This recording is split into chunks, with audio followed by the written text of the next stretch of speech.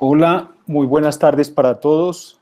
Vamos a dar comienzo a esta que es la cuarta conferencia del ciclo virtual titulado Lecciones de Arquitectura desde la distancia. Este ciclo de conferencias está promovido por las Facultades de Arquitectura de la Universidad Nacional de Colombia en sus sedes de Medellín, Bogotá y Manizales, junto con el Museo Leopoldo Rotter en Bogotá. La sesión de preguntas va a estar moderada en esta ocasión por Ricardo Daza desde Bogotá e Isabel Llanos desde Manizales. También quisiéramos dar agradecimiento especial a María del Pilar Zárate y Viviana García del museo, quienes nos están apoyando en todas las gestiones logísticas de estas conferencias. Para aquellos que deseen consultar las tres conferencias anteriores, pueden hacerlo entrando en el canal YouTube del museo. El día de hoy contamos con la participación de Farid Maya, del taller Síntesis. Esta oficina está dedicada a la práctica de la arquitectura y el urbanismo. Fue fundada en 2008 en Medellín por tres jóvenes arquitectos de una misma generación, los tres egresados de la Universidad Nacional. Son ellos David Cuartas, Lucas Serna y el propio Farid. Esta oficina se ha desempeñado tanto en el sector público como en el sector privado, con énfasis en trabajos con comunidades y áreas fuera de los circuitos habituales de la arquitectura, extendiendo su trabajo a zonas como Caquetá, Urabá o los Montes de María en Colombia. Con el Parque Educativo de Vigía del Fuerte, uno de los poblados más pobres y de difícil acceso en Colombia, que está sobre el río Atrato, han obtenido múltiples reconocimientos, entre ellos el Premio Nacional de Arquitectura en la Bienal Colombiana y el Premio Lápiz de Acero en 2015. Por esta misma obra también han sido seleccionados y han obtenido menciones en bienales de arquitectura tanto en Iberoamérica como en Panamérica. La imagen que ilustra esta presentación, la que ven ustedes en la pantalla, corresponde a la Casa de la Memoria en Pueblo Bello, uno de los poblados más golpeados por la violencia en el Urabá antioqueño, con este proyecto, ellos obtuvieron una mención en la Bienal de Arquitectura del año 2016. También han obtenido una serie de distinciones y de premios, como pueden ser el segundo puesto en la categoría de Hábitat Social en la Bienal Colombiana de Arquitectura 2018, con el proyecto para la reconstrucción de Salgar, un pueblo devastado por una creciente del río. Este proyecto lo hicieron en asocio con la arquitecta Ana Elvira Vélez. Han obtenido un primer puesto en la tercera Bienal Latinoamericana del Paisaje, en la categoría de obra no construida, por el proyecto Cerro La Asomadera, en asocio con la oficina Connatural. Taller Síntesis ha participado en numerosos concursos de arquitectura, obteniendo múltiples reconocimientos.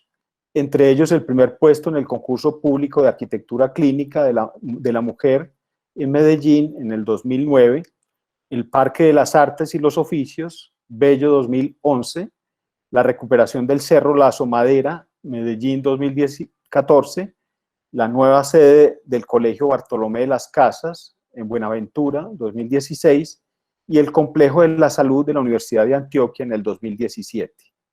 La conferencia de hoy, que está titulada Arquitectura de la Memoria, está relacionada justamente con los recuerdos propios de este equipo de arquitectos, con la memoria colectiva y las memorias prestadas. Es justamente en esta dupla de memoria y reivindicación que Taller Síntesis fundamenta su proceso creativo. Damos la bienvenida a Farid y el agradecimiento, Farid, a vos y al equipo de Taller Síntesis por haber aceptado esta invitación. Hola Jaime, hola a todos, muchas gracias a ustedes por la invitación realmente. O sea, la Nacional es nuestra casa desde hace ya demasiado, desde ya 23 años. Yo les voy a presentar un poquito la oficina también, como en sus caras, porque Carlos Niño una vez nos regañaba que porque nosotros hacíamos muchos concursos y nunca los mostrábamos. Entonces, yo creo que también les vamos a hablar un poco de eso. Entonces, hay una cara A, que es esta, la más típica de una oficina. Aquí está Mauro, Aleja, está David, que son los tres socios, está Fede, Anderson, estoy yo, Lucas no está porque él anda de sabático, está en Italia, descansando como de todo, pero se va justo a descansar a Italia en plena pandemia. Hay gente muy de malos. Tenemos un lado B, obviamente, y este es el lado de los concursos, ¿cierto? Ya es una cosa menos formal, un poquito menos esa fotografía en el estudio y más esto, que es la celebración cuando ganamos el Complejo de la Salud, que nos estábamos asociados con Sebastián Monsalve, uno de los arquitectos de Parque del Río, que estaba en Sao Paulo cuando eso, entonces no estaba presente, era algo bien peculiar. Pues estábamos de fiesta y eso es esa misma noche en un bar, vimos pizza, ahí estamos todos ahí celebrando. O sea, hay un lado como muy hermanado de esta oficina, o sea, pasamos muy bueno haciendo lo que hacemos, nos gusta estar juntos. Y hay un lado C, que es, creo que es de los lados que más nos gustan, que es esto. Este señor es Don Evelio. Aquí está Don Evelio, que Don Evelio es un señor que le tocó en Caldas la violencia, el periodo de la violencia, terminó andando por Colombia, terminó en el Caquetá, cultivó coca. Y Don Evelio, por ejemplo, fue nuestro guía durante una semana completa en un proyecto que hicimos allá.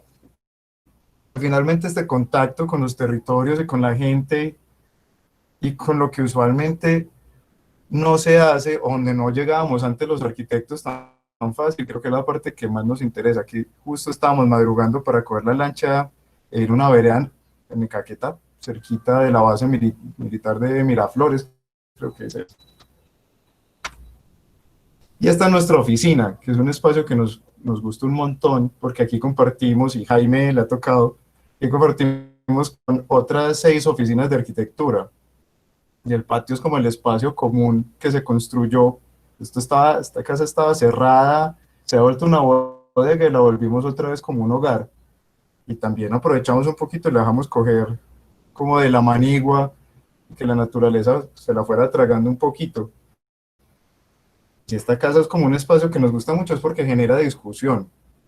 O sea, entre todos nos vemos los proyectos, aun cuando seamos rivales en los concursos. Y en esta casa ha pasado, nos mostramos los proyectos a ver qué está sucediendo y qué opina uno del otro. Aquí el jardín estaba más nuevecito, hay hamacas, es muy bacano para trabajar. Obviamente, como se han dado cuenta, nosotros somos de Medellín. Medellín es un espacio definido, como decimos acá, por una especie de muralla, una especie de muros que delimitan un gran patio donde está metida esta ciudad. Nosotros, en unos paisajes que se lo vuelven como costumbre, pero realmente son muy impresionantes, lo único que vemos es montaña y cielo. O sea, nosotros estamos totalmente acotados en este como interior. Y ese espacio es el espacio que uno se le termina quedando como en la cabeza, es un espacio que se graba, ¿cierto? El espacio de las montañas, declinado, de esa ciudad que es como en fachada y uno ve los edificios del frente, no uno solo, sino de toda la hilera de edificios. Y se olvida que, por ejemplo, en el caso específico de Antioquia, si uno traza esta sección, Medellín estaría por acá, lo que vemos es esto, ¿cierto? Solo Antioquia ya tiene una cantidad de paisajes y geografías tan absurdamente diferentes que hacen que esa visión que tenemos sesgada esté un poquito como equivocada y esté trazada qué se puede ver en la ciudad, no realmente de qué es el departamento. Y eso llevado a Colombia es desconocer, por ejemplo, cómo es Colombia en general.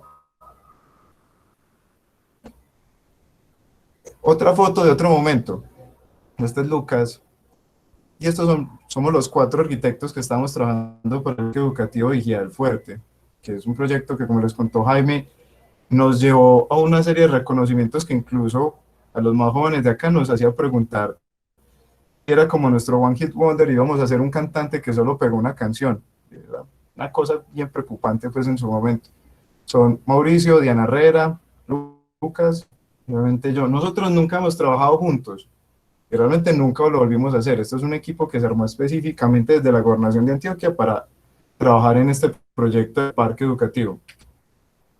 Y cuando empezamos, como nadie sabe qué es Vigía del Fuerte, yo sé que ustedes en su cabeza no lo tienen, y nosotros tampoco lo teníamos, empezamos a hablar de referentes de edificios, y claro, llegamos a Munkegarza, una arquitectura muy bella, muy sofisticada, muy depurada. un espacio increíble que nos parecía un gran referente y que funcionaría muy bien, excepto por una cosa, porque esto es Vigía del Fuerte, ¿cierto? Entonces, esas memorias, como esa maleta que uno ha construido, las montañas, los edificios, el ladrillo, los referentes, Europa, cuando uno llega a Vigía, eso ya no funciona. Este es el río Atrato, es uno de los ríos caudalosos del mundo. Incluso hay algo muy bonito que decía la gente en Vigía, y es que un hombre solo es hombre cuando ha cruzado a nado el río. De resto es un niño. Y yo me quedé siendo un niño porque les juro que me llené de pavor, no fui capaz. Esta es la antigua pista del aeropuerto. Esto es un pueblo que se funda por esclavos huidos y se llama Vigía del Fuerte porque por aquí hay un morrito, en algún lado, donde alguien puso un cañón y en la guerra de independencia cañoneó unos barcos españoles y los hundió en una de las ciudades del río. Es un río, un pueblo que tiene unos 7.000 habitantes, de ellos 3.000 viven dentro del casco urbano, el resto vive en este paisaje tan increíble y tan desconocido y tan desconectado de este municipio. Como les decía, Jaime, es el municipio más pobre de Antioquia. Tiene un desempleo del 90%, entre pobreza y pobreza absoluta suman el 98%, no hay luz, no hay acueducto, no hay alcantarilla, no hay trabajo, hay pocas cosas para hacer. Y dentro de las decisiones de ese momento histórico de la gobernación de Antioquia, hacer el primer parque educativo acá.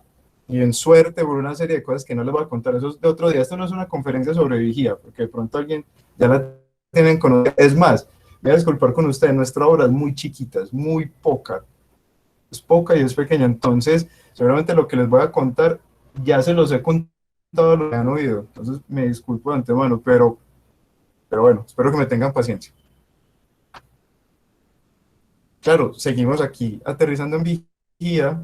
Esta es la estación de gasolina del pueblo. Si ven la luz, el material, los colores, todo es absolutamente distinto. Hasta las sombrillas. Nos sorprendía porque las sombrillas son doble capa para que sean más gruesas y el sol no pase. O sea, es así de intenso todo. Y esto es una calle de Vigía, levantado del suelo, 80 centímetros. Un municipio que entendió que la inundación era un hecho cotidiano porque ellos se inundan todo el tiempo. Aquí estamos en verano, no en invierno. Y entonces el pueblo inteligentemente se levanta del agua, inteligentemente construye casas con techos a dos aguas, inteligentemente construye materiales livianos porque el suelo es el peor suelo que tiene Colombia. Entonces, claro, esto es muy inteligente. Lo que pasa es que nosotros llegamos pensando en ladrillo y otros, y como este shock y esta necesidad del olvido, que el olvido y la memoria están intensamente relacionados, esta necesidad del olvido nos llevó un largote. Y les voy a mostrar versiones fallidas mientras íbamos olvidando qué era hacer arquitectura de Medellín en cualquier otro lado, nos damos cuenta que hay que hacer una arquitectura de allá, ¿cierto? Entonces van a ver las versiones fallidas, que esto casi nadie lo muestra, pero me parece que es la versión como más interesante. Porque en el techo va creciendo, se va inclinando, el edificio se va volviendo más palafítico, los materiales son más ligeros, pero esto claramente no es una arquitectura del lugar, ¿cierto? Esto estuvo muy cerquita de ser así. Y por otros procesos que no son de esta charla, el proyecto tuvo que pararlo un segundo, tuvo que pararlo 15 días, porque hubo un recorte de presupuesto. Y en 15 días esto cambió mucho, porque nos dio tiempo para algo muy importante, es pensar. O sea, la velocidad muchas veces nos gana tanto que a veces pensar se vuelve muy difícil por como la carrera. Y cuando paramos, nos dimos de la primera cosa, que ya les conté, es, venga, ¿por qué no estamos viendo la arquitectura de allá? Porque no estamos viendo la vivienda indígena, la vivienda afro, estamos viendo lo que la gente lleva construyendo un montón de tiempo y que pertenece a ese lugar.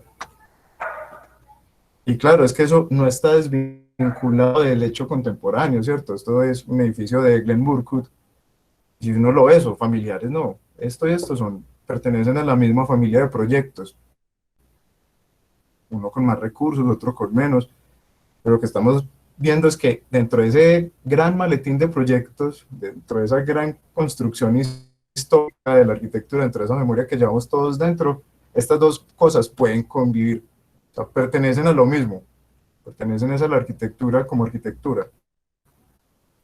Y este otro museo, que esto también fue un proyecto que nos influyó un montón, esto es el Parish de Herzog y de Meuron, volvíamos a ver lo mismo, como es que esto es Chocó, esto es Australia, esto es cerca de Nueva York, pero hay unas tradiciones ya releídas, hay una arquitectura que ya es capaz de ver otras cosas. Y nos dio tiempo, menos mal, no, nos dio tiempo, y lo hicimos. Y, y lo hicimos y nos dimos la idea de equivocarnos. Y esto que están viendo, por ejemplo, son ensayos de cubiertas, que decimos que todos los tipos de techo que se nos ocurrieran los íbamos a ensayar, todos. ¿Por qué? Porque queríamos saber cuál era el mejor para allá. Y dio para todo, pues. Al final, obviamente, ganó lo más sencillo, 2 techos a 2 aguas. El más barato, el más inteligente. Y eso nos conecta a eso que les llevo contando con esta obra que se llama, esto es de una artista brasilera de principios del siglo XX, Amaral, que se llama Avaporú, que significa el hombre que come hombre, o el caníbal, ¿cierto? Y ella y su esposo, Oswald de Andrade, terminan como dándole nacimiento a una cosa que se llama la antropofagia, un movimiento cultural. Y la antropofagia nos habla un poquito de esto. Entonces Oswald de Andrade dice, tenemos una C doble y presente, la selva y la escuela, y explican cómo el caníbal no se come a cualquiera, o sea, el caníbal no come por hambre, el caníbal come por la creencia de que al comerse a otro, devora las propiedades de ese. Entonces, si yo me como el mejor guerrero, pues me estoy comiendo ese espíritu y yo me vuelvo el mejor guerrero. Si yo me como la arquitectura de Vigía y me como la de Glenn Murcutt, me estoy volviendo un tipo más fuerte, me estoy volviendo lo de acá y lo de allá. Eso es lo que, a lo que llamaban la antropofagia de ellos, como esa construcción que es capaz de mirar en 2 sentidos para ser un hombre más fuerte. En ese caso de nosotros, para una arquitectura que era más de su lugar, más de su tiempo. Entonces, eso termina dando origen a este proyecto, que es un proyecto del que nos sentimos muy orgullosos. Y yo creo que la gente también, incluso pues, aquí contando anécdotas, que creo que es más bueno cuando uno va como charlando, la gente en serio nos odiaba al principio porque estábamos haciendo un edificio de madera, porque la madera siempre se asumió como un material de pobres. Y eso pasa, pues en el resto del país no sé cómo le digan, pero en Medellín le dicen a un edificio de ladrillo, le dicen un edificio de material, porque la gente aspira a tener una casa de material, no una casa de madera. Y luego de construir el edificio, nos decían, no, ya entendemos que esos son parte de nuestras tradiciones. Incluso le pusieron el nombre de ellos mismos al edificio, que se llama Saberes Ancestrales. Eso es muy bonito, pues el nombre, ellos mismos lo que están diciendo es que este edificio llama a ese conocimiento, a esa construcción cultural que ya han hecho ellos. Y eso para nosotros fue muy difícil de entender, demasiado difícil, demasiado. O sea, entender que un techo a 2 aguas era supremamente válido, era una cosa muy importante. Y les voy a poner este videito, que eso habla mucho de lo que queremos. Esto es un video de un artista caleño que se llama Oscar Muñoz. Yo creo que esto es de la serie de Los Narcisos. Y es un video muy bonito porque Oscar Muñoz aquí está dibujando unos retratos en agua, ¿cierto? Eso no es pintura, eso es agua, sobre una superficie caliente de asfalto. Y hay 2 procesos muy interesantes. Uno es que obviamente el retrato se va borrando. Y Oscar Muñoz todo el tiempo pelea con el tiempo, ¿sí? Pelea con el tiempo y con que eso no se evapore y alcance a ver un dibujo, pero también pelea con otra cosa, es que esto es el retrato real de una persona. O sea, Oscar Muñoz ahí no se está inventando un alien. Lo que está dibujando es una persona que existe, del que él tiene su fotografía y que cada vez dibuja de memoria, y cada vez que lo dibuja esa persona es la misma, pero a la vez es diferente. O sea, la memoria ha intervenido y cada vez es una obra distinta, es un recuerdo distinto. Entonces, por eso les decía, memoria y olvido vienen de la misma cosa. Si yo recordara todo, yo no podría imaginar, no podría volver a construir. Entonces, esto nos ha llevado como ese proceso de la arquitectura, como a entender que a nosotros nos toca ir como aprendiendo y olvidando muy rápido, porque nos tocan procesos muy veloces, o sea, supremamente veloces. Entonces, como les dije, esto no era una charla sobre vigía, les quería mostrar eso. Y la charla casi que podría terminar ahí, porque yo le había dicho a Jaime que le quería poner a la charla cubrir, pero al final pues, veíamos que era muy poco taquillero decir techar, poner un techo. Y en este primer ciclo yo creo que podría resumirse en cómo 4 arquitectos entendieron que se podía poner un techo a 2 aguas.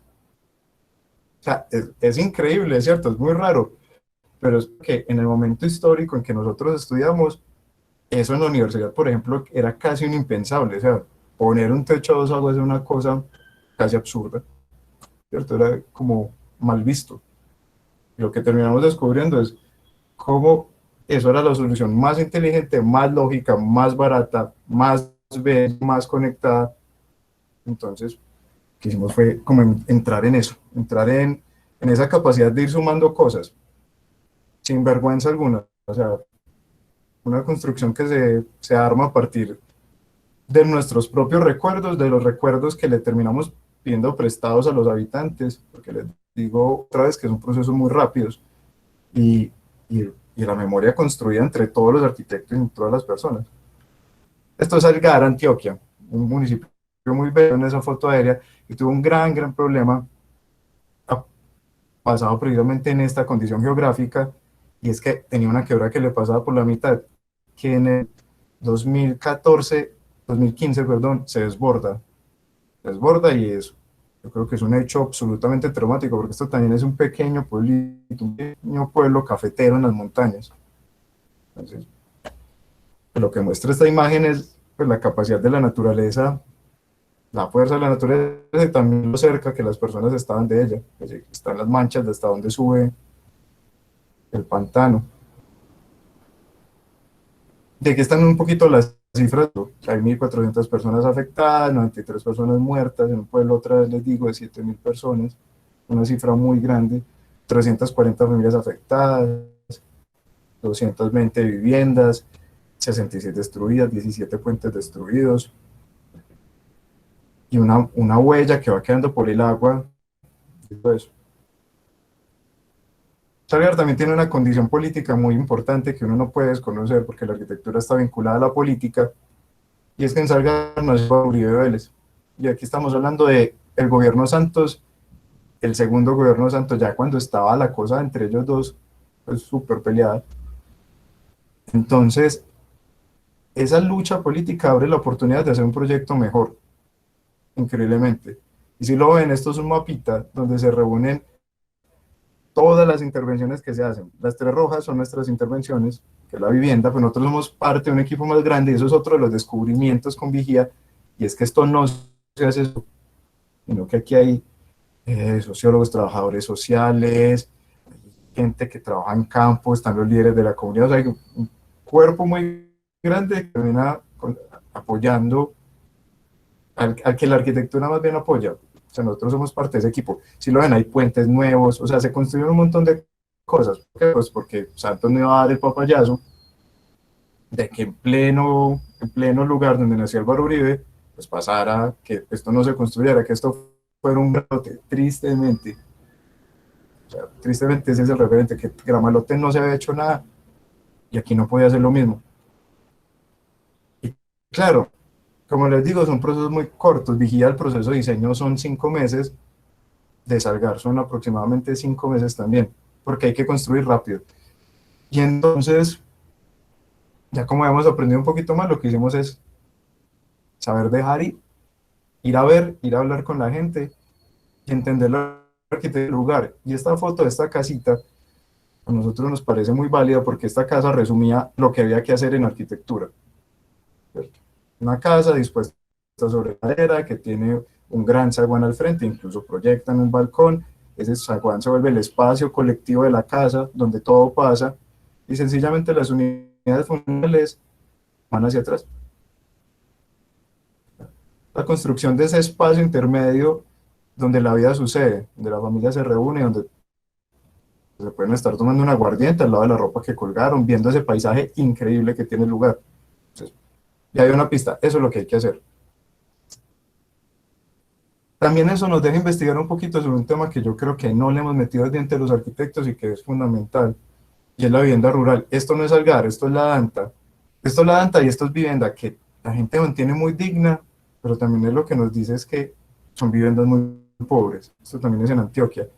En un trabajo que hicimos de registro e intervenciones usualmente muy sutiles sobre las viviendas, intentando recuperarlas. Pero lo que nos dice es, venga que es que la arquitectura tiene un lugar en todo esto, o sea, nosotros tenemos que decir algo. Decimos con fundaciones, usualmente son privadas, muchos de nuestros trabajos son alianzas público-privadas. Lo privado permite que los recursos se articulen muy rápido, que todo pase más rápido, eso es bastante interesante. Entonces les dejo esto. Este es el paisaje de Salgar, ¿cierto? Esto es lo que van a ver, esas, pero les digo, esto es increíble, pues eso es algo que cualquiera se sueña. Y esto que es el techo de nuestras casas que diseñamos, lo que nos muestra es que la casa de arriba nunca iba a perder la vista por la casa de abajo. Entonces hay una condición de entendimiento también de la topografía y de grabarnos lo que ellos ya saben, o sea, grabarnos una casa para ver hacia afuera. Entonces, lo de arriba, lo de abajo. Este es un proyecto que hicimos con Anibeles, que es una arquitecta pues, que yo creo que la mayoría conoce, muy buena, demasiado buena. Y Ani fue fundamental acá porque su experiencia en vivienda es muy grande, la de nosotros en vivienda colectiva es muy pequeña. Entonces, bueno, estos son unos edificios que también van armando como el borde del pueblo. Esto nos parecía como interesante, que se van pegando de la cota y que siempre estaban dispuestos cerca de equipamientos ya existentes, porque obviamente los recursos son limitados, incluso con una instrucción que nos habían dado y era, queremos algo de mayor calidad. O sea, esta era la oportunidad de hacer vivienda de interés prioritario de mayor calidad. Y bueno, son unos edificios muy interesantes que privilegian una cosa y es ese espacio del zaguán. O sea, lo que tiene la casita roja que vimos al principio, aquí vuelve a suceder. O sea, ese espacio más grande, más generoso, con extra recorridos, que alguno diría, pero es que eso no es eficiente. ¿Pero qué es eficiente? O sea, ¿cómo se mide eso? Lo eficiente aquí era que el espacio colectivo permitía que la gente mantuviera las tradiciones, a pesar de que esto fuera una vivienda totalmente nueva. Y si lo ven rápidamente, incluso nosotros ponemos unas banquitas aquí afuera, la gente pide que, listo, es que esta banca está bacana, pero más bacana de madera, y que va a sacar su propia banca, y que va a colonizar, y que va a colgar estas materas, y que se va a armar su jardín. O sea, estas fotos tendrían 2 meses de entrega a los apartamentos y ya lo que reflejan es que esta es una arquitectura que a nosotros nos deja de pertenecer y le pertenece a estas familias. Y yo creo que eso también es un descubrimiento muy valioso, o sea, ser capaces de dar ese paso atrás y bajarnos un poquito del ego y permitir que lo que suceda es que el espacio de la memoria, ese cofre que es la casa, se llene de lo que la gente lo necesite. Son unas plantas muy sencillas, supremamente sencillas, unos espacios adaptados también a una limitación económica. Entonces, siempre preferíamos privilegiar con ANI colectivo, y si lo van viendo, todo el tiempo en la circulación se arman estos pequeños recintos, estas banquitas, pensando también que esto se puede volver la tienda donde te venden un bris, un dulce, agua. Entonces, aquí pueden ver pues las imágenes, incluso DirecTV llegó súper rápido, no me he dado cuenta que ahí estaba la antena. La DirecTV llegó inmediatamente, incluso pasan cosas muy particulares, uno vuelve a ver las fotos y encuentra otras situaciones.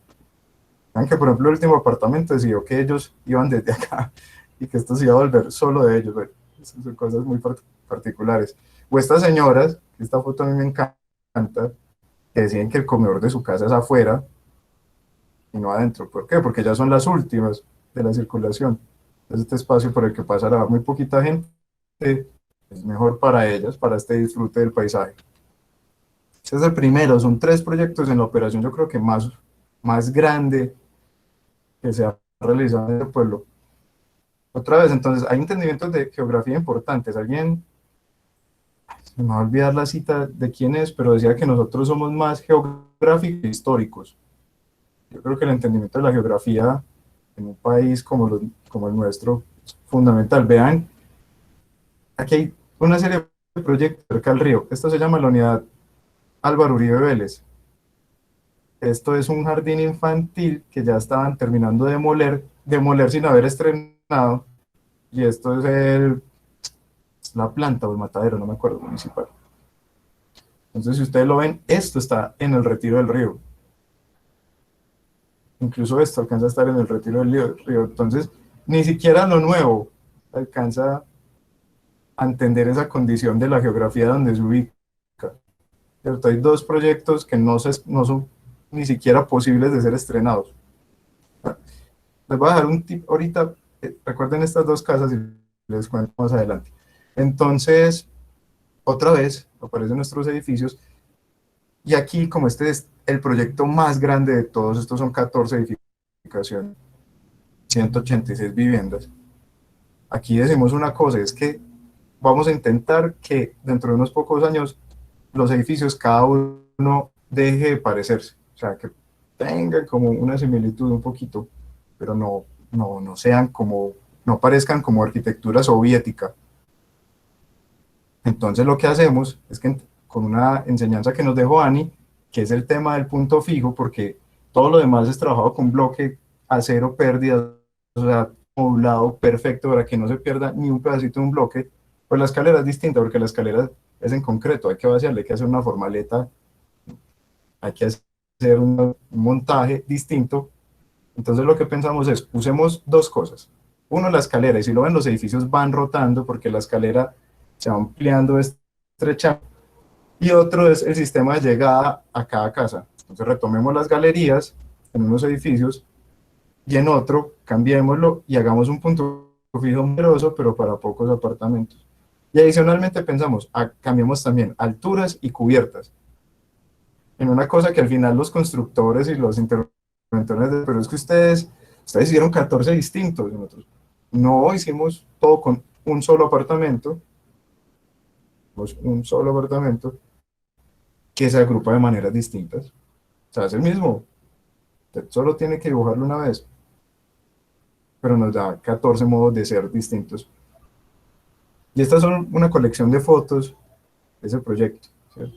De cómo esas 14 versiones, cada una se va adaptando a ese ser distinto, ¿cierto? Desde las casitas con techo a dos aguas, que es la entrada del pueblo.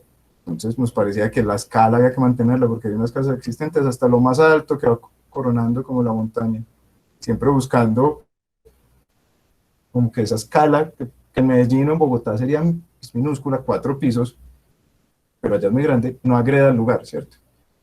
Entonces, esto lo que creemos que permitió es que muy rápidamente la gente se apropiara de esto y lo volviera suyo, ¿cierto? Y aparecen los colores, o sea, todas las decisiones eran llevadas a intentar desestandarizar esto, a pesar de ser hecho con apartamentos estándar.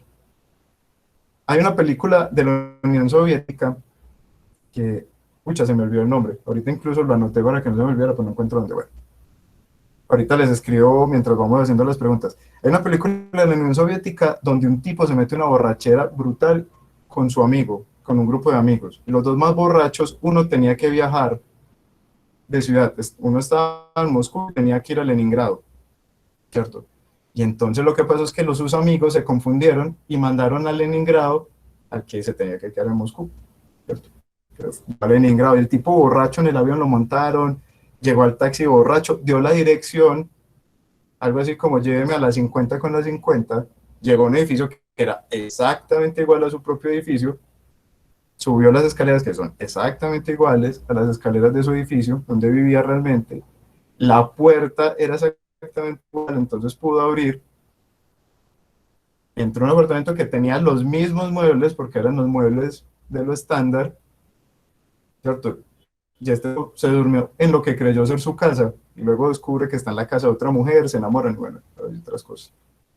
¿Cierto? Entonces, eso yo creo que es algo que no sé, porque otra vez, la memoria la contienen las cosas, ¿cierto? Muchos recordamos la casa de nuestra abuela, la casa paterna, recordamos fincas, recordamos paseos, pues siempre estamos referenciando esos recuerdos a un objeto, y casi siempre ese objeto es un edificio o un lugar de la ciudad.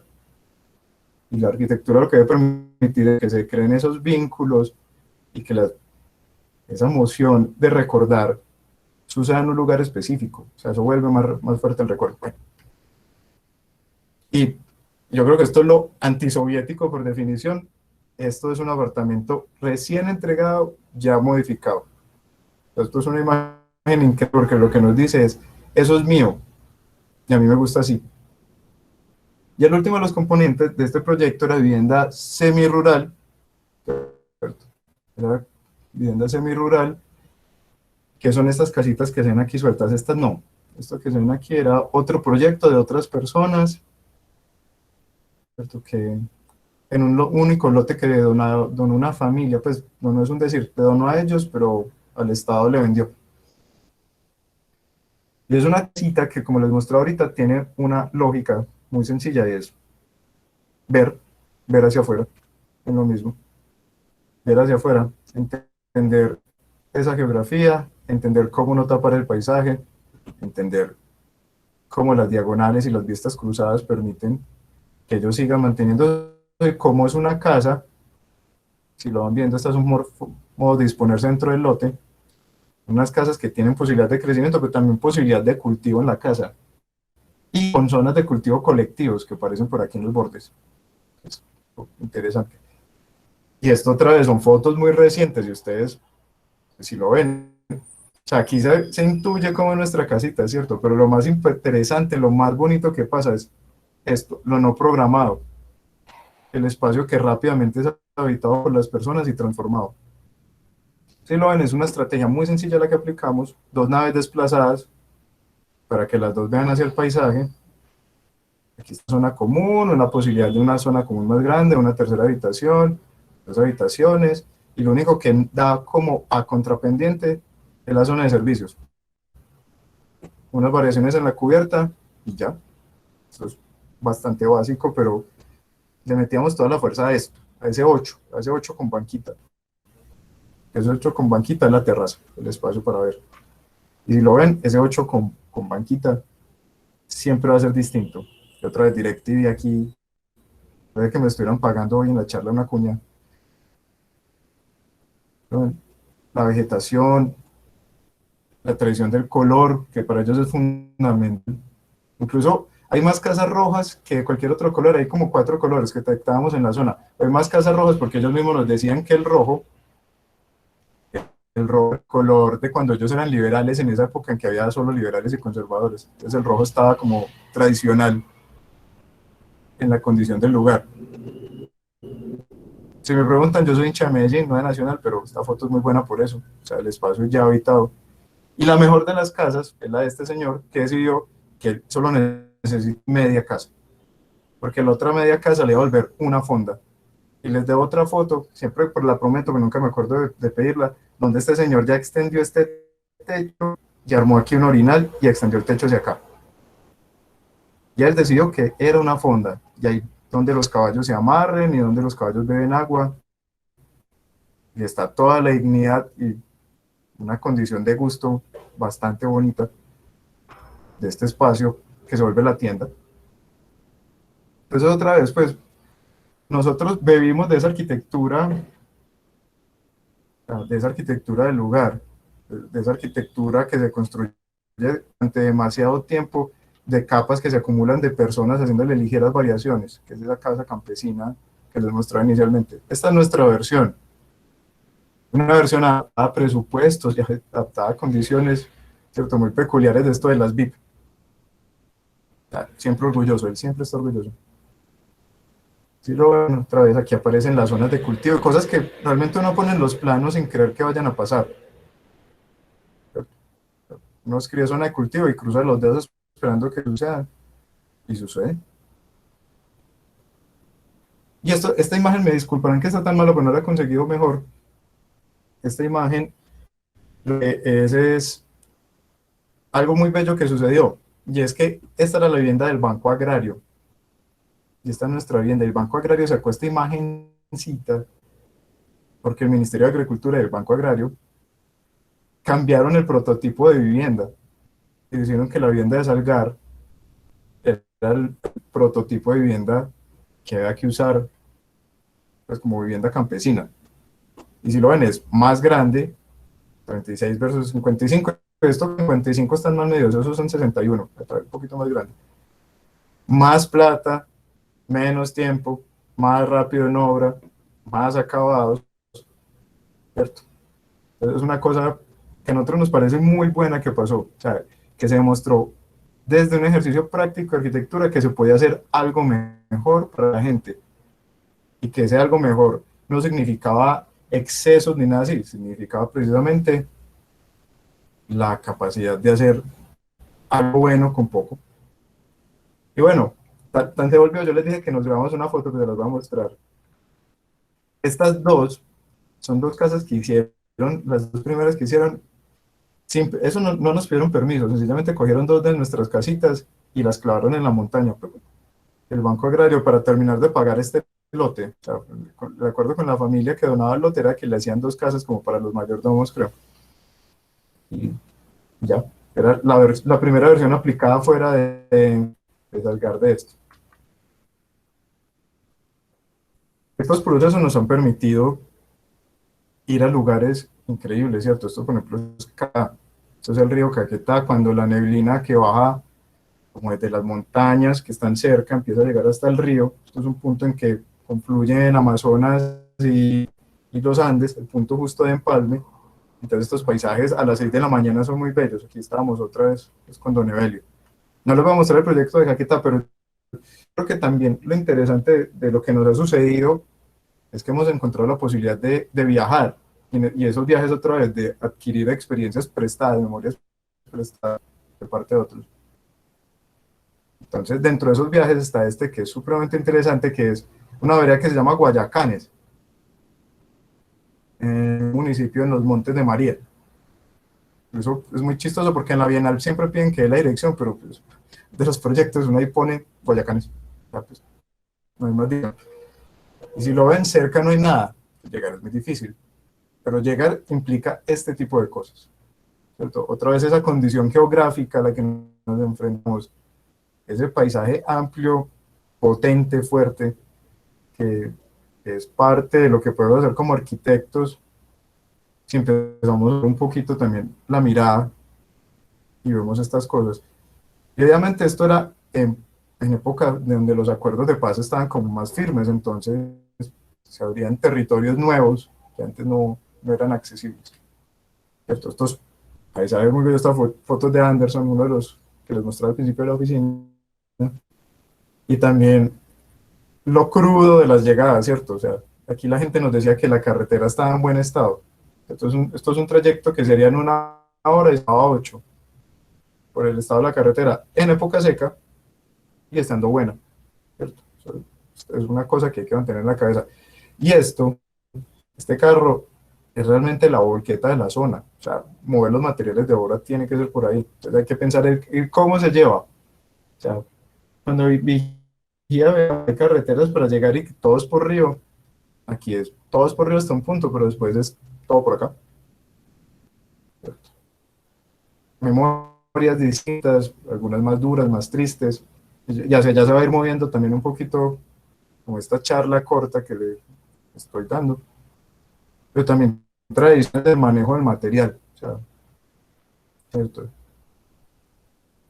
Tradiciones de qué se hace, de la reinvención que hace la gente de las cosas.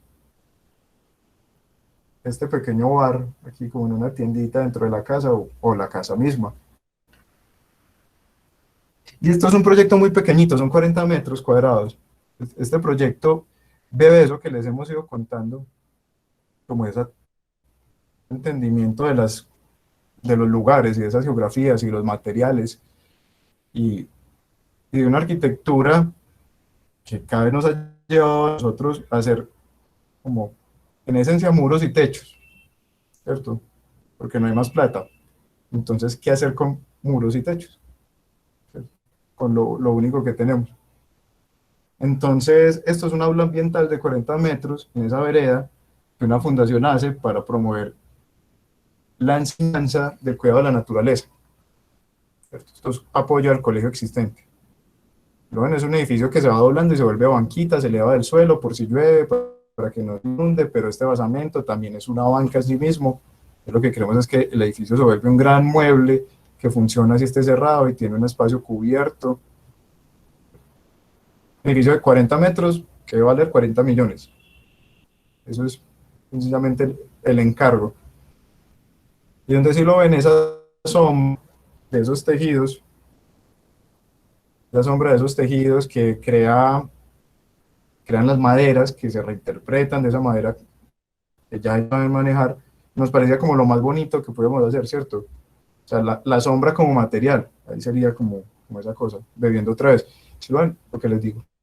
Una planta muy sencilla, donde los muros se van doblando para volverse estructura, a la vez que se vuelven guardado, y donde los herramientas se van desplazando dentro de afuera para hacer banca hacia afuera y banca hacia adentro. Y estas son fotos de la obra construida ya. O sea, esto es el día de la inauguración. Algo que pasó que era muy interesante es que esa maqueta realmente no la hicimos solo para mostrar que, pues, cómo es el proyecto. La hicimos es para que lo pudieran construir, porque con el tiempo, después de mandar el juego de planos, nos dimos cuenta que el maestro de obra que lo iba a hacer no sabía leer planos.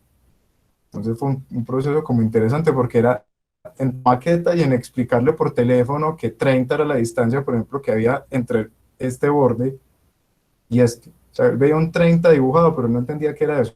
Entonces, hay que explicar cada proceso. Se armó una conversación como bonita. Yo no sabía en ese momento cómo iba a terminar el edificio, porque también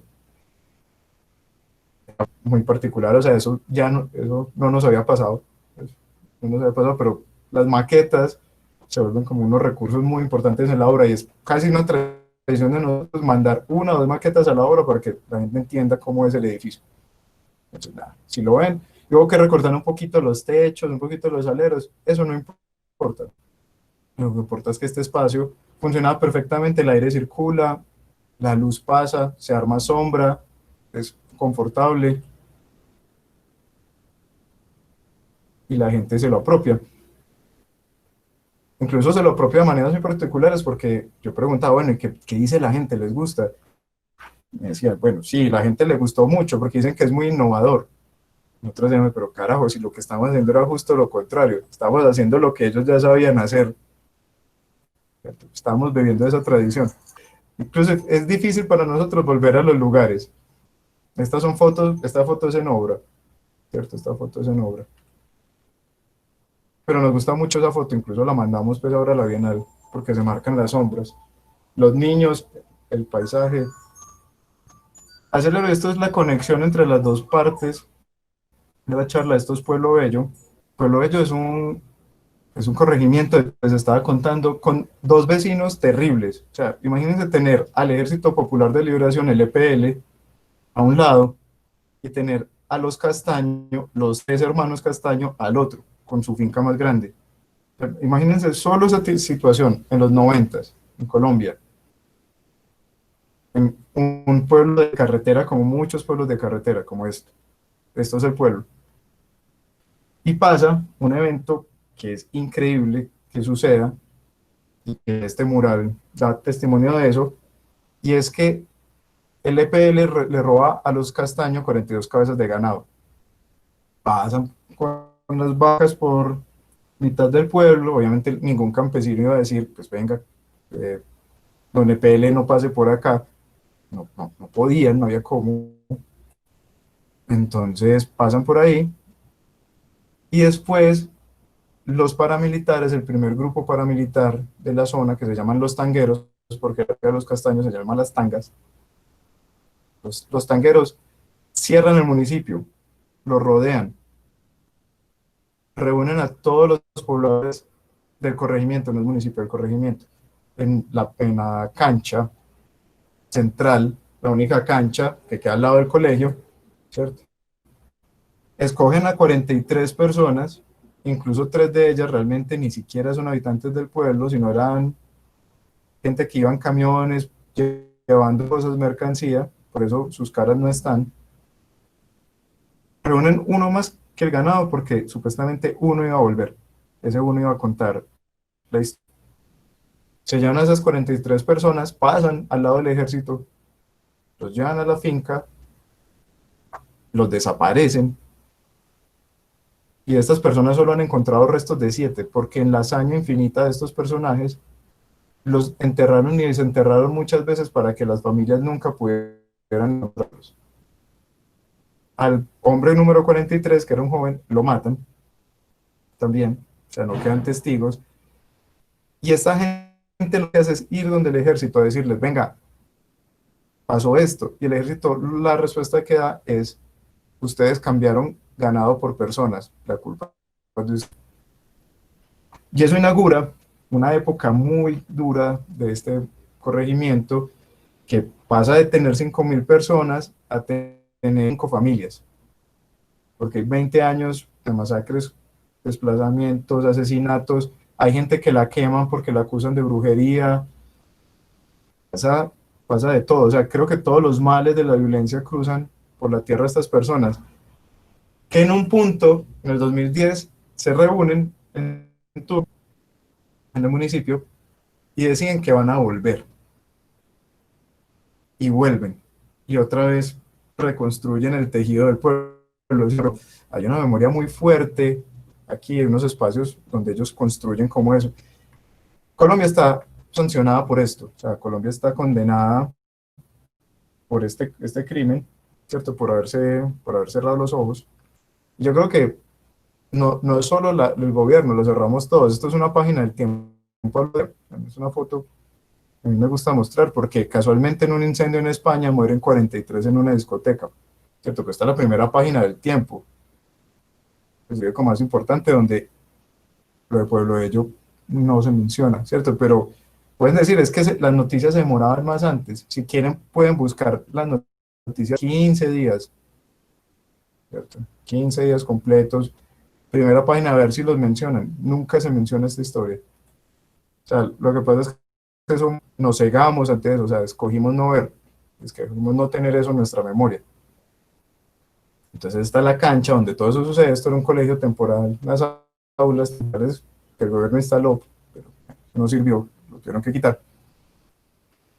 Y entonces nosotros vamos, y es un proceso vinculado con la política, porque Colombia tiene que hacer un monumento a los 43, pero a la vez Antioquia decidió hacer unas medidas de reparación colectivas, acueducto, calle, pues una carretera en mejor estado, que mejoró mucho, la verdad, otras series de intervenciones, y la gente pidió, yo quiero una casa a la memoria, yo quiero una casa para honrar la memoria de las personas, pero a la vez daban algo muy bonito, es queremos también un espacio cultural para educar y hacer que el pueblo avance, ¿cierto?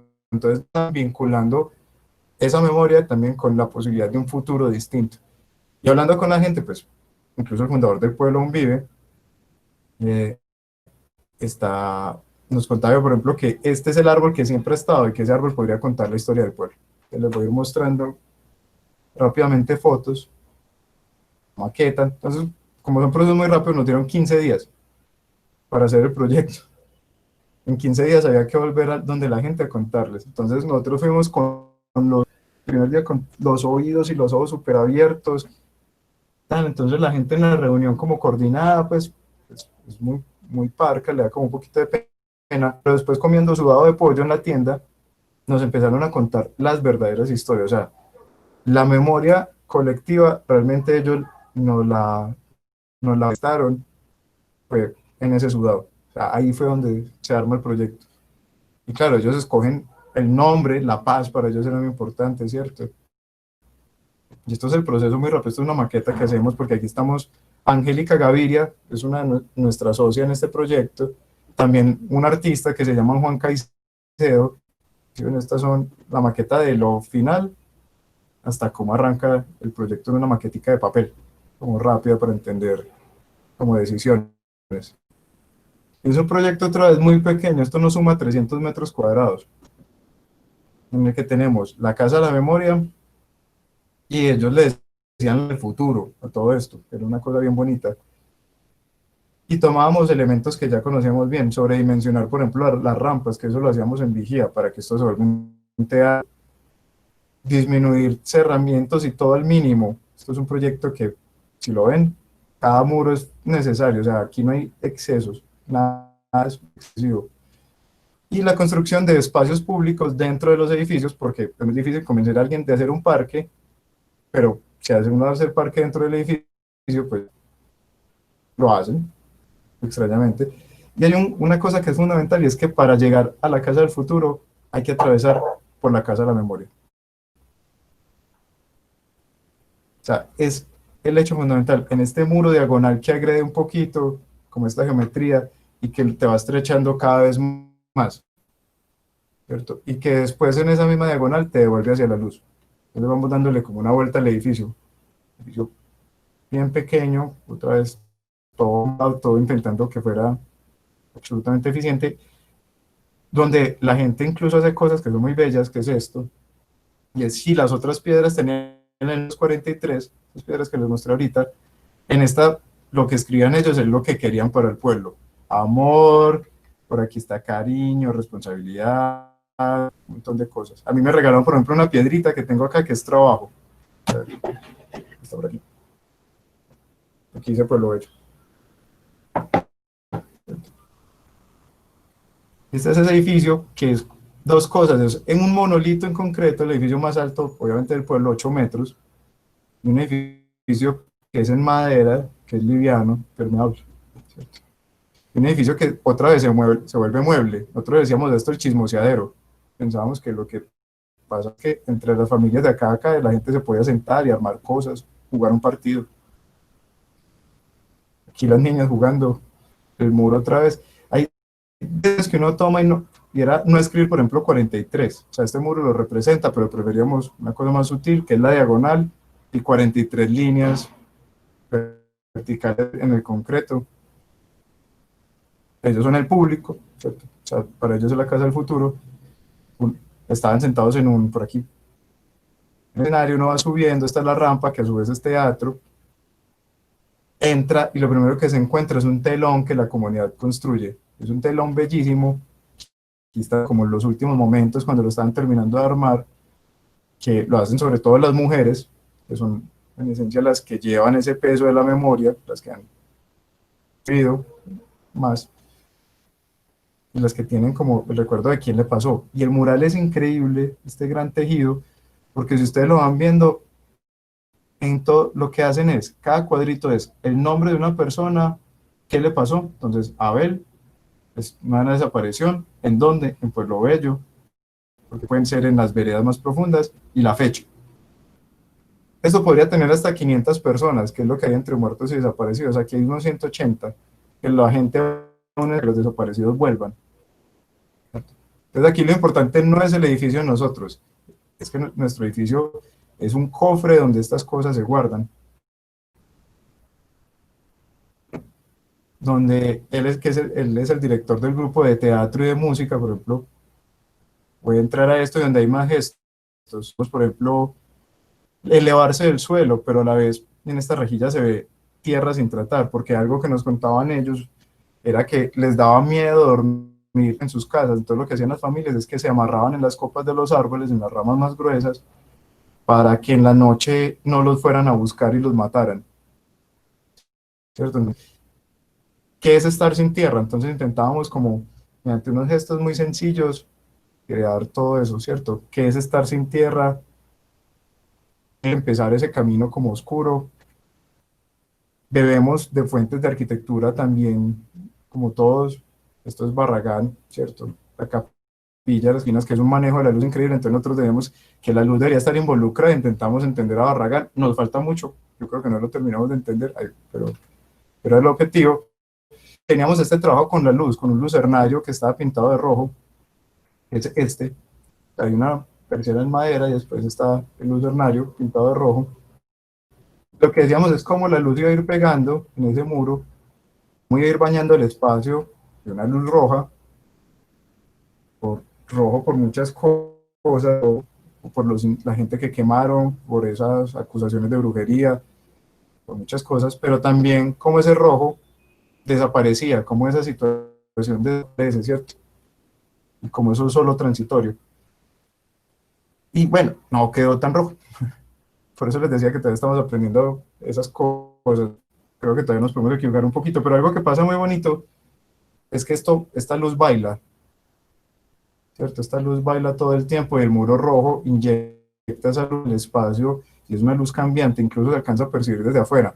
Yo creo que incluso quedó mejor así, para que no fuera tan dramático, porque yo creo que el peso otra vez en otras cosas. Pero dando la vuelta, nos reencontramos con la luz, aquí está el enano, que es uno de los obreros que construyó el edificio, y llega a un espacio que realmente bebe otra vez de esa arquitectura local, de esto que es una casa de allá, donde aquí está lo privado, y aquí está el comedor y la sala. Está la habitación, la cocina y ya, y el baño. Y aquí está lo privado, ¿por qué? Porque hace mucho calor. Entonces, pues vos no quieres estar adentro, vos quieres estar. Y, ahí, y este edificio hace eso, ¿cierto? O sea, otra vez crea esta pérgola, que es un espacio público, donde uno puede llegar, así el edificio esté cerrado, solo saltarse esto, ¿cierto? Que se va abriendo, se va integrando al aula multi, como en esta imagen, que nos gusta un montón, donde, por ejemplo, nos pedían un teatro, pero no teníamos área para un teatro, pero 2 escalones se esconden en el agua, y esos 2 escalones se vuelven un pequeño teatrico, ¿cierto? Para el grupo de música. Entonces, aquí está esa imagen, y esto es algo que nos llena como de alegría siempre, es, le pidieron a la gente escribir qué pensaba del edificio, y aquí está qué pensaba del edificio a los meses de haber sido entregado. Incluso alguien que ha ido mucho más que nosotros nos dice que ellos lo tienen casi como un templito, o sea, que lo cuidan un montón, que se sienten bastante orgullosos de eso. Y eso nosotros, y aquí empezamos con cursos, nos pone en contacto con un tema muy importante que es la memoria del conflicto. Y sale un concurso increíble, yo creo que es el concurso más increíble que nos ha tocado a nosotros en vida, que es el Museo Nacional de la Memoria del Conflicto Colombiano, ¿cierto? Es un concurso emocionante, absolutamente, en Bogotá. Así lo ven, yo creo que los que conocen Bogotá lo reconocen fácil. A mí se me acabó de ir el nombre porque fue malísimo con los nombres, pero bueno. Esta, esta vía es la que te trae desde el aeropuerto. Ah, es esta es la que te trae. Entonces estaba este lote triangular que tiene una escultura que se llama la Solora Existente y había que hacer un museo de 23.000 metros para contar la memoria del conflicto en Colombia. Una primera pregunta, ¿por qué hacerlo en Bogotá, cierto? Porque estamos hablando de un conflicto que en esencia es rural, porque en Colombia ha habido muchos conflictos, pero de ese, del que quiere tratar el museo, es de la violencia entre guerrilleros, paramilitares y Estado. Entonces nos hacíamos la pregunta, y la pregunta es ¿por qué el conflicto, cierto? El conflicto es por la tierra, por la tenencia, por sacar gente, por robarse cosas, por explotar, ¿cierto? ¿Quiénes están en el conflicto? Pues están estos tres agentes, de esta situación, ha extendido demasiado en el tiempo. ¿Y quiénes están en la mitad? Pues la gente, ¿cierto?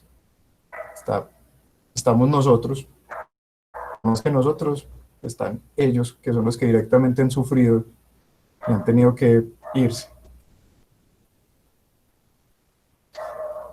Y el proyecto nos llevó a nosotros como a una investigación bastante juiciosa, incluso hizo que las planchas se llenaran de un montón de información, que es muy valiosa. Este es un gráfico que nos parece muy importante, es como los desplazados se van acumulando, ¿cierto? O sea, como en el tiempo el desplazamiento se va volviendo más, hay unos picos y esto nunca baja. O sea, nosotros tenemos más desplazados que Siria, pues es increíble, en esta guerra de baja intensidad. Nos lleva también a relaciones con él. Estas son otra de las Magdalenas por el Cauca, se llama esta obra, este artista.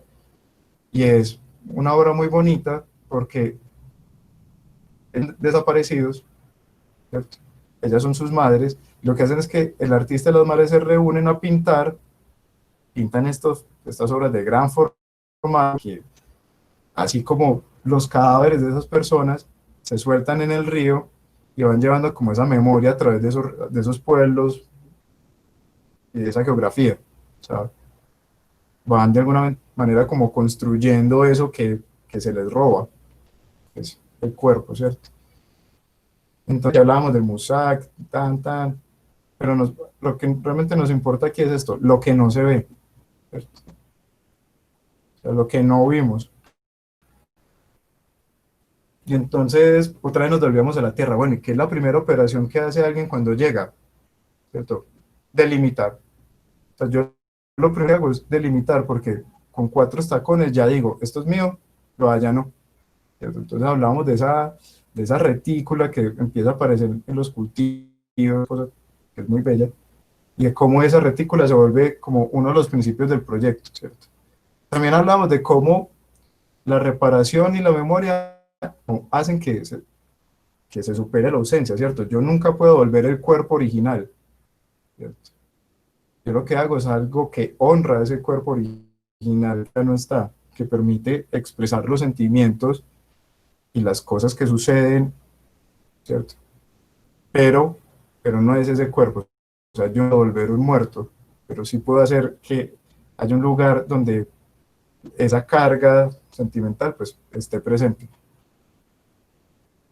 Y entonces al final hablábamos de muchas cosas, ¿cierto? De las interrupciones, de lo que no sabemos, de la retícula, y al final era un edificio que se armaba, ¿no?, de la retícula y una primera operación y era que el edificio en gran parte iba hacia abajo. ¿Qué no estaba abajo? Abajo no estaba lo que nos viéramos que no pertenecía a ese mundo de esa memoria, estaban los restaurantes, la tienda, pues porque, o sea, va a haber tienda del museo, pero al lado de la masacre de Machuca, o sea, es una cosa que no debería ser. Entonces, todos esos usos que pertenecen como a una cotidianidad, alimenta esta plaza, porque también nos parece importante que esto no se volviera una tierra de nadie, y después de tener esa separación, habríamos un gran vacío de 600 metros cuadrados, que precisamente es lo que no está, o sea, es un hueco físicamente, un hueco sobre el que flota una torre. Es esta imagen, ¿cierto? Entonces el museo baja y hace presencia a través de estas cosas de un monolito y de unas que tienen luz. De día son lucernarios para el museo, de noche son lámparas para el espacio público. Es esto que pueden ver aquí en esta doble imagen. Y también hablamos, es que la violencia en Colombia implica desplazarse. Un desplazado no tiene tierra, no tiene territorio.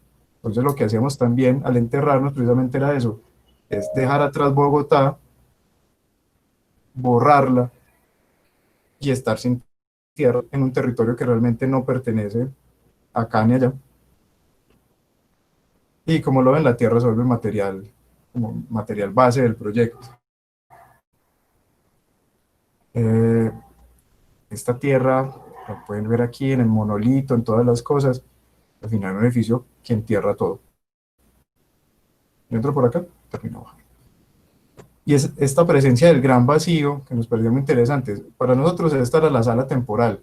Y asumíamos que iba a inundar, que iba a haber agua, que iba a haber instalaciones, que iba a haber cosas, pero también nos parecía muy importante la presencia de estas personas mirando lo que no está, ¿cierto? Hacia 600 metros por 13 metros, ¿cierto? Ese espacio de la ausencia, otra vez. Teníamos muy claro que no queríamos ninguno de estos dos modelos de museo. Queríamos un espacio donde se exhibiera en multidirección, porque en el concurso encargaba algo que es más parecido a esto. El concurso decía, hágame 6 salas de 24 metros, ¿cierto? Entonces una sala contaría los 70, otra los 60, otros los 70, y así. Y nosotros lo que decíamos era, no, es que usted cómo va a contar esa historia así. Porque nuestra historia, nuestra memoria colectiva, que apenas está en construcción en esto, porque nos hemos negado a verla muchas veces, es una historia, yo creo que la podemos contar con Tiro Fijo. Tiro Fijo es un campesino que en medio de la violencia liberal y conservadora le toca irse, ¿cierto? Le toca abandonar su territorio, ser un desplazado, que después se reúne con una gente y forma unos grupos de autodefensas campesinas, ¿cierto? Que después se permea por la política, después el Estado va donde él, o sea, ¿cierto? No hay negociación ni nada, pero también después se vuelve un criminal terrible, ¿cierto? O sea, entonces, ¿este tipo quién es? O sea, ¿en qué sala lo meto? ¿Cierto? O parto esto en la sala de los buenos y los malos, y otra vez, entonces él es quién. Entonces lo que pensábamos es que el edificio lo que iba a contar era de manera simultánea todo eso, ¿cierto? Por eso, si lo ven, la planta, que esto es una reproducción muy fiel de la planta, lo que permite es un espacio que fluye en todas las direcciones, que tiene unos que son obviamente compartimentados por esas necesidades, pero que el museo como museo aparecen estas cosas y metemos unas interrupciones, le poníamos, así se llamaban, unos muros de tierra, ¿cierto? De tierra pisada, pues que el material estuviera presente. Y hablábamos de esto, de cómo el museo podía hacer lo que también le decíamos al museo, pues venga, si usted quiere hacer una cosa convencional, pues use nuestra estructura y esto se puede volver un museo normal con drywall y ya. Y estas son opciones que da ese edificio. ¿Cierto? Un espacio donde todo es en simultánea, que es esta imagen, donde la luz entra filtrada por estos lucernarios y donde cada sala de 100 metros cuadrados únicamente es dividida de la otra por la luz en el suelo. Aquí también trabajamos con Memo, con Juan Caicedo, el artista, un compañero ya de este viaje de la oficina muchas veces. Y decíamos cómo todas estas situaciones debían convivir, donde esto debía ser simultáneo. Y todo también decíamos que era sencillamente hecho con tierra, incluyendo lo que no era tierra pisada, que es ladrillo, que al final es tierra también. Y obviamente este espacio multidireccional no nos lo inventamos, pues, la mezquita de Córdoba, ¿cierto? Ese espacio que fluye increíblemente en todas direcciones y donde conviven muchas memorias a la vez, que es algo muy bello. Es una donde dentro hay una catedral y hay una capilla, ¿cierto? O sea, como este espacio permite esa confluencia de cosas, esa suma de memorias. Bueno, aquí teníamos más cosas que pensábamos, que uno se debía reflejar para entenderse como parte de las cosas. Otra vez, como hay incluso no lugares o espacios donde yo no puedo ir, me parece esta sección, que es como de todos los otros distintos. Eso si lo ven, realmente hay espacios donde, como este, yo no puedo llegar. Es este de aquí. Porque finalmente nosotros no entendemos del todo lo que le pasó a ellos. O sea, nos es imposible. Por más que lo intentemos y por más que nos sumemos a sus memorias y les preguntemos y las escribamos, hay algo en el sentir que le pertenece solo a la gente que lo vivió. Lo que pensábamos es que eso quedaba en manos de los días, pero que había un espacio donde sencillamente no se llegaba.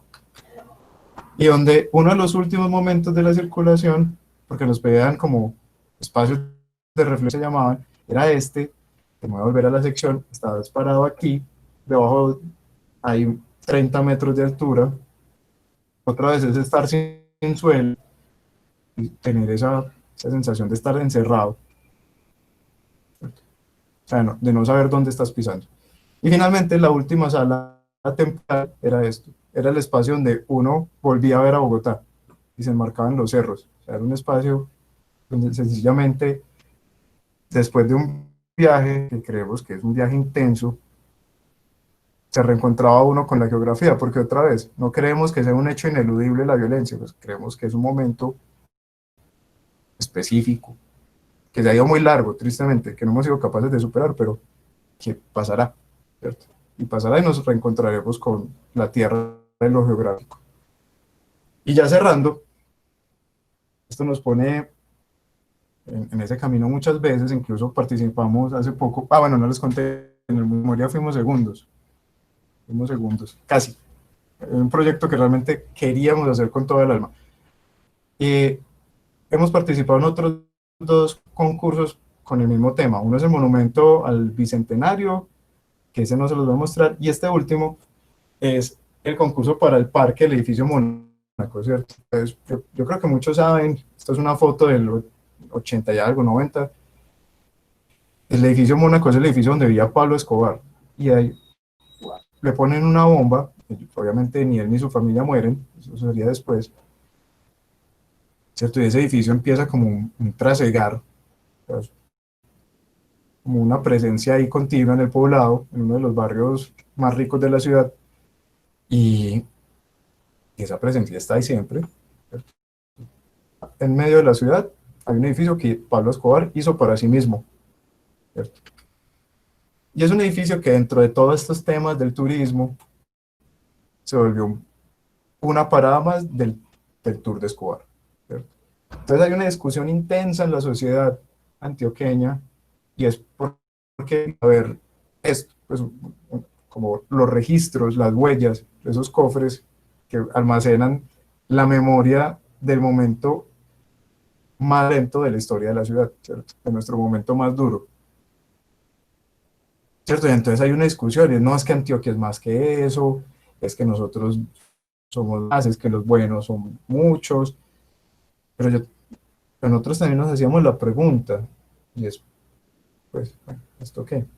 Es cierto, una pregunta latente, bueno, ¿quién soy? O sea, por ejemplo, si ustedes me preguntan a mí, mi familia es una familia de clase media, donde como muchas otras familias, uno de mis familiares se involucró con el narcotráfico, ¿cierto? Un familiar muy cercano, pues un tío, y entonces ahí está la situación, pues, o sea, ¿qué? O sea, ¿yo quién soy? O sea, yo ya estoy metido ahí, no. O sea, yo ya no puedo decir, es que ellos, es que es un familiar mío, ¿cierto?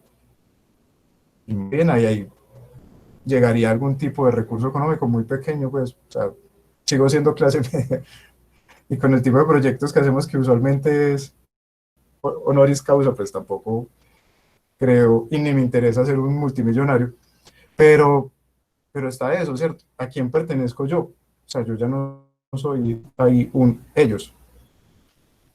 Y yo creo que esa discusión se abre, ¿cierto? Y se abre desde cosas muy interesantes, que es como las intervenciones, por ejemplo, del arte, o estas vallas que ponía la alcaldía diciéndole a la gente, hey, venga, pucha, es que aquí mataron mucha gente, ¿cierto? O sea, en Medellín en un año murieron más de 6.000 personas.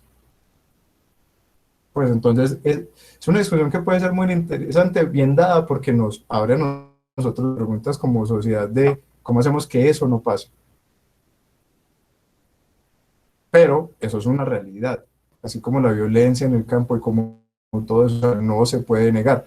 Pero, pero, la alcaldía de Medellín saca, decide que va a tumbar el edificio, porque es que no podemos manifestar la cultura y la legalidad, ni exponerla, ni nada, no, es que eso, esa gente no tienen que ver nada con nosotros, eso fueron ellos, ya no somos así. ¿Listo?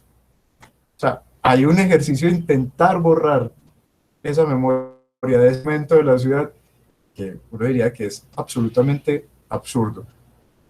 Entonces, absurdo. Y como decisión tomada, entonces lo que decía es que saca un concurso para el parque que se va a hacer donde antes quedaba el edificio Mónaco. Y dentro de las preguntas, obviamente, hay gente que les dice, bueno, señores alcaldía, ¿qué Pablo lo quiere tumbar? La alcaldía dice, no, usted asuma que eso ya lo tumbaron. Ya, no hay más discusión. Y en una columna de opinión, alguien ponía esto que me parece supremamente interesante, es la demolición del Mónaco no es una derrota a la cultura de la ilegalidad, solo la invisibiliza. O sea, solo la tapamos, le echamos tierrita para que nadie se dé cuenta, pero eso no es. Y nosotros, como tercos que somos, decidimos que íbamos a dejar el edificio, ¿cierto? Y entonces una de las excusas para el edificio, para tumbarlo, era que ya no cumplía la norma, ¿cierto? La norma sismorresistente. Entonces nos empezamos a hacer estrategias para que eso pasara, ¿cierto? Entonces, si lo ven, estas son las planchas, y en las planchas, por ejemplo, teníamos aquí una serie de hechos que Medellín borra. Medellín decidió que iba a borrar las quebradas y las tapó. Medellín decidió que había un edificio que era muy importante, que era el teatro más grande y más importante de la ciudad, lo tumbó. Después tuvimos tren, ya no. Después tenemos una arquitectura, Medellín no tiene centro histórico, pues para los que han venido, o sea, el centro histórico es qué tal con la tal, pero lo que quedó de la arquitectura que se construyó en los primeros momentos de la ciudad y hasta los 50 más o menos, de eso quedan muy pocas cosas. Incluso Medellín, en esta fotico, que fue orgullosa de su industria, también la borra, ¿cierto? Y entonces estamos en un proceso de reinventar siempre que es ser esta ciudad, ¿cierto? Entonces nosotros decíamos, bueno, vamos a empelotar este edificio, vamos a dejar otra vez únicamente lo esencial, por varios motivos. Uno es porque este edificio obviamente es denso, es pesado, responde a su época en muchos sentidos. Ese edificio impide ver a través de él y se vuelve una barrera, pero es una barrera también como de lo simbólico. Entonces lo primero que dijimos fue, vamos a desnudar el símbolo, le vamos a quitar las fachadas y todo lo que no sea estructura, solo van a quedar vigas y columnas. Así es un edificio que solo tiene que cargar el peso de las vigas y las columnas, no más. Su carga es prácticamente cero. Entonces ya hay una aproximación que nos parece muy interesante, porque al desnudar el símbolo, también podíamos, en esa misma estrategia era, bueno, y mostremos lo que se ha ocultado. Si aparecía un edificio, se volvió una especie de memorial activo, porque creíamos que era un espacio donde se podía contar la historia, donde podía haber un centro de investigación al respecto. Eso no es lo que pega el concurso, pero es lo que creíamos que había que hacer, ¿cierto? Y entonces participamos y creemos que hicimos un proyecto que estaba bien, pero nosotros mucho, pues ya es cosa de cada uno de ustedes juzgarlo, donde aparecía el tema del color, los guayacanes rosados y cómo el guayacán es un símbolo muy bello porque el guayacán se pone muy bonito, pero eso pierde su flor y después vuelve y la saca, entonces es un ciclo, ¿cierto? Un ciclo que vuelve a la vida y donde el espacio público sucedía. O sea, hacíamos el parque que ellos querían, pero incluso lo hacíamos más barato porque no había que pagar demolición, ¿cierto? Donde teníamos más cosas, ¿cierto? De aparecían Bosque de la Sombra, la procesión con luces, transición, Parque Memorial, Observatorio de la Memoria, ¿cierto? Un observatorio, enfocar distintas zonas de la ciudad, enfocar la mirada, resaltar la historia, decíamos, donde se construía esta imagen nocturna, una imagen que nos parece potente, donde está a la vez los dos momentos, ¿cierto? Está lo que ha ido pasando en la ciudad, pero también lo que pasó. Y uno no desconoce al otro, pues uno se construye con el otro, ¿cierto? Donde se tejen estas columnas, donde, por ejemplo, como en mi familia fue muy teso, porque la Macarena es la plaza de toros, y mi abuelito iba a toros, entonces cuando pasó la bomba él había ido, y había pasado hace un par de minutos delante donde explotó la cosa, entonces, pues otra vez, ¿yo quién soy? Entonces, pues tengo un familiar por un lado, otro familiar por el otro, estoy yo, pues, ¿cómo perteneciendo a esto, cierto? Está el centro memorial para investigar sobre esto, sobre esas cosas, sobre toda esa situación histórica y aprovechar a personajes que van y decirles, venga, todo esto ha pasado, pero bueno, obviamente perdimos gloriosamente y el Mónaco lo demolieron. Y no solo eso, sino que en esencia fuimos prácticamente vetados. Después, una infidencia, un jurado nos contaba que nuestras planchas nunca llegaron a él, o sea, el municipio, la propuesta. Así como cualquier propuesta que dejara un pedacito, nosotros fuimos los únicos que lo dejamos. Pero hubo gente que dejaba unas columnas, unas cosas, no, ellos decidieron que nada. Esto es muy preocupante, ¿cierto? Esto es supremamente preocupante porque la ciudad decide voluntariamente borrar cosas, borrar estos hechos importantes. También es muy preocupante porque la demolición se volvió esto. O sea, esto es el evento de la demolición, que era una cosa con invitación, ¿cierto? O sea, te invitaban a la demolición en un evento hecho por la alcaldía para autobombo, ¿cierto? Una cosa muy preocupante porque también hace que se banalice el mismo hecho, ¿cierto? O sea, que sencillamente sea ir a ver demoler un edificio, así como cuando alguien se mete a YouTube a ver videos de niños cayendo, pues una cosa así de banal. Lo preocupante es que eso es lo que se hace. Y bueno, entonces ahí les di el paseo completo y por aquí termino entonces. Gracias, Farid, por tu magnífica charla. Recuerdo que cuando estábamos programando un poco tu intervención, me hablabas de un título que era cubrir o techar, y has cambiado radicalmente a un tema que nos ha tocado la fibra, como es este de la memoria. Y te felicito porque realmente has silvanado como una conferencia donde ese tema intangible pero sensible a la gente, pues nos toca de alguna manera, y porque nos has hablado de unas realidades. Bueno, doy paso a Isabel, quien comenzará con las preguntas. Hola, Farid. Hola, ¿cómo estás, Isabel?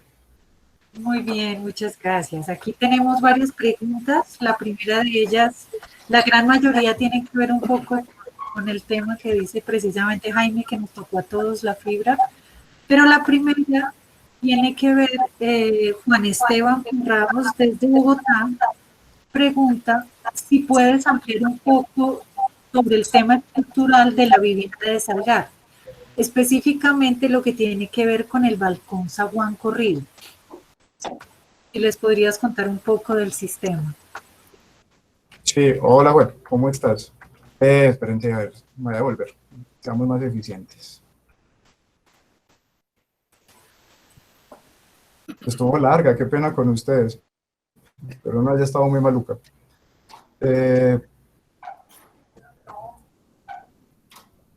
creo que aquí se puede ver claro. Esto es un sistema. Este sistema es doble al final. O sea, nosotros teníamos muros portantes porque algo que encontramos como material en el bloque, que es un material que usamos un montón, es que el bloque a la vez es herramienta y estructura. Y eso, entonces, el edificio es esto, no tiene pantallas de concreto, y sencillamente lo que pasaba es que aquí en estas columnas, estas dobles columnas, cada vez que no había módulo, o sea, cuando el módulo de servicio se proyecta, el módulo soporta, cuando no aparece la columna, que aquí casi siempre sobre esto. Y es muy básico, es lo que ven, o sea, es desnudo, o sea, esto carga, el coco del apartamento es la estructura, una gran columna, lo podríamos ver así, aparece una mensulita, siempre pensando en reducir estos espesores al mínimo, porque aquí cualquier centímetro es mucha plata, pero es básico, es muy básico. O sea, hay una, yo les decía, nosotros hacemos muros y techos, y en ese sentido, lo que ven siempre es absolutamente honesto, nosotros no teníamos nunca enchapes.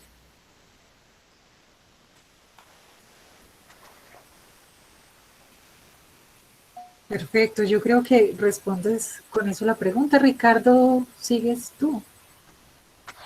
Sí, hola Farid, ¿cómo estás? Bien, Ricardo, ¿y vos? Bien, bien. Mira, te voy a hacer aquí dos preguntas que están como en el mismo sentido. Pregunta Mateo Franco de Bogotá. Dice, buen día. Si para ustedes la memoria es la base del proyecto, ¿sería posible entonces afirmar que la innovación en arquitectura tiene lugar gracias a lo que usted llamó el olvido? ¿O cómo se innova cuando la memoria y la tradición es la materia base del proyecto? Uy, pero yo creo que él mismo se respondió a la pregunta, porque precisamente está ahí, o sea, nosotros creemos, y en eso coincidimos con varios de los panelistas que ya han pasado por acá, que para hacer arquitectura hay que conocer arquitectura, mucha arquitectura, incluso casi que nuestro hacer lo que nos dice es que solo no hay que ver la arquitectura más culta o de afuera, sino que también hay que ver la arquitectura popular, no romantizarla, eso es muy importante, ninguna de las dos, sino ver sus atributos, sus valores, ¿cierto? Yo no sé si se han leído un cuento de Borges que se llama Funes el Memorioso, y Funes el Memorioso es un tipo muy desafortunado, porque Funes tenía muy buena memoria, y ya no solo tiene muy buena memoria, sino que no se le olvida nada. Entonces todos sus días pasa recordando exactamente lo que pasó en los otros días. Entonces Funes tiene la incapacidad de crear, porque todo lo recuerda al pie de la letra. Yo creo que la gracia de esto es que toda esa memoria que uno acuye a esa biblioteca gigante de proyectos entra como en un único recipiente. donde lo que hace es que se contamina y entre otras cosas de lo cotidiano, de la vida, de los paseos, de la vida de la gente. Y, y cuando se mezclan ese contenido, sale vuelta otra cosa. Y eso es la innovación. O sea, la innovación necesita sí o sí la construcción de un primer conocimiento histórico, porque si vas a intentarte inventar, por ejemplo, cómo es un escalón o cómo es un, ¿cierto? Te vas a inventar la escalera desde cero, pero si conoces muchas escaleras, se mezclaron todas, tu escalera sí es nueva porque ya bebe ¿de cuánto? 6.000, 7.000 años de hacer escaleras. Entonces, por eso la respuesta ahí está, o sea, a uno se le tiene que olvidar un poquito, se le tiene que mezclar de otras cosas, pero a la vez hay que tener primero el conocimiento para podérselo olvidar.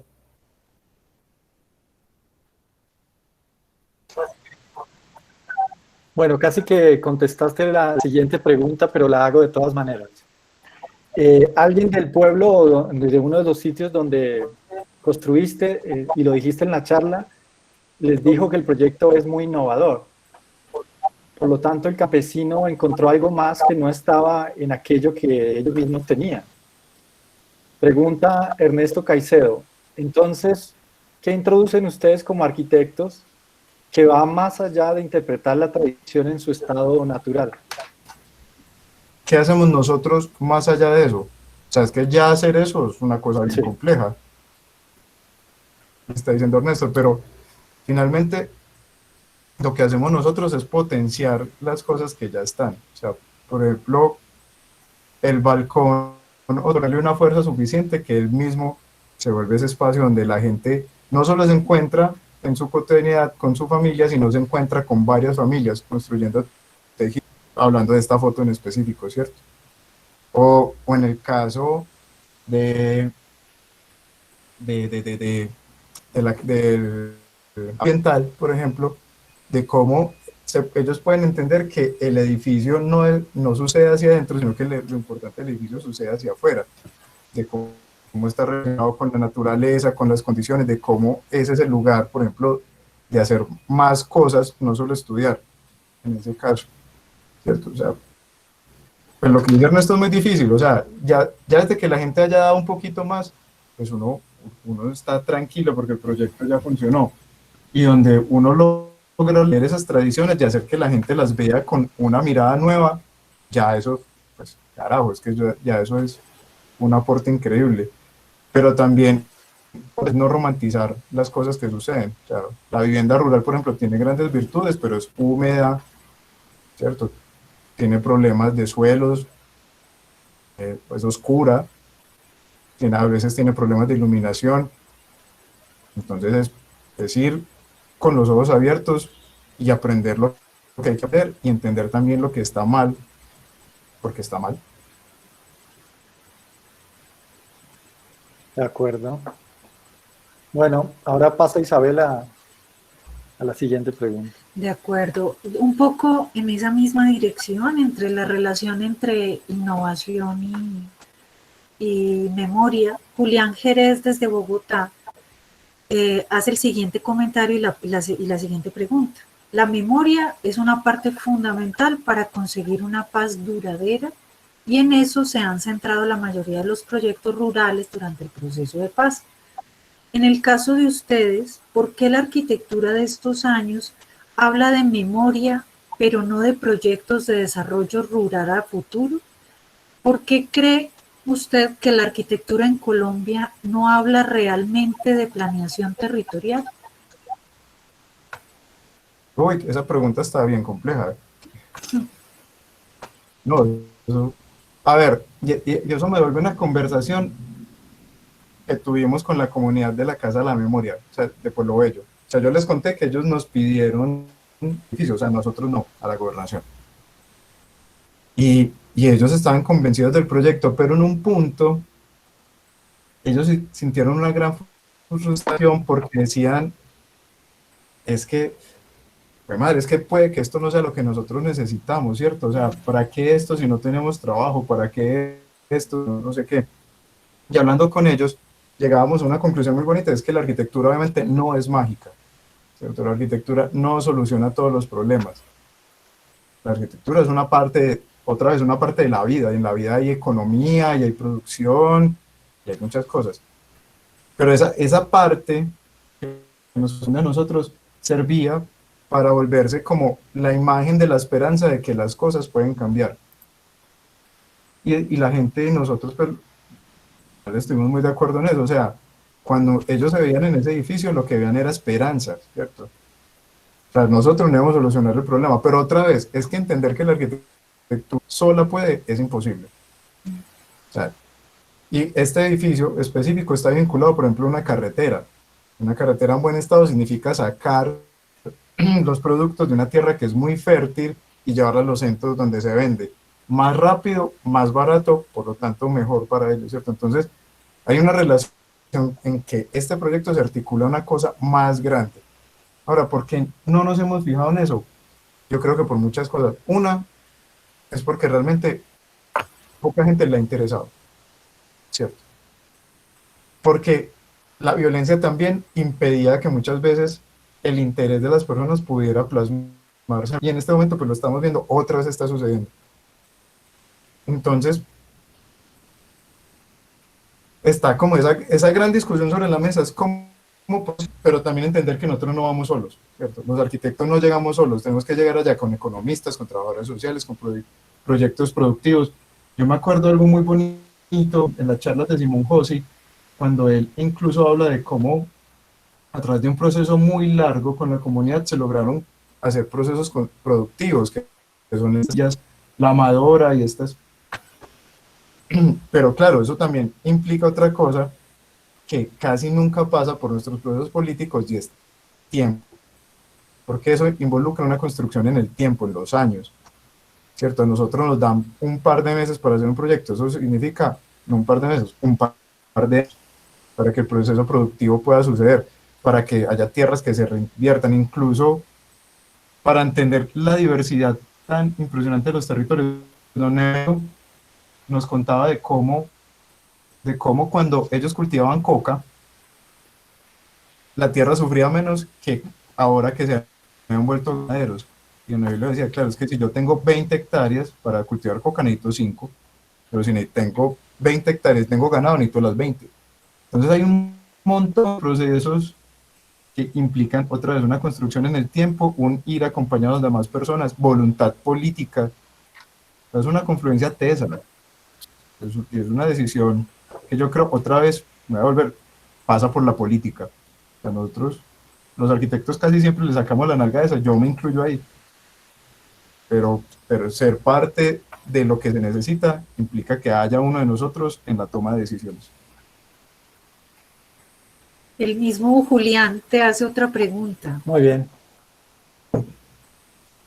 Julián te pregunta, ¿por qué cree usted que en los talleres de arquitectura, porque son pocos los talleres de arquitectura que se han vinculado a temas de desarrollo rural, somos realmente los arquitectos quienes tomamos la decisión de intervenir el campo o dependemos de la generación de iniciativas por parte de otros sectores como políticos o sectores sociales y económicos para de esta manera vincularnos a las obras?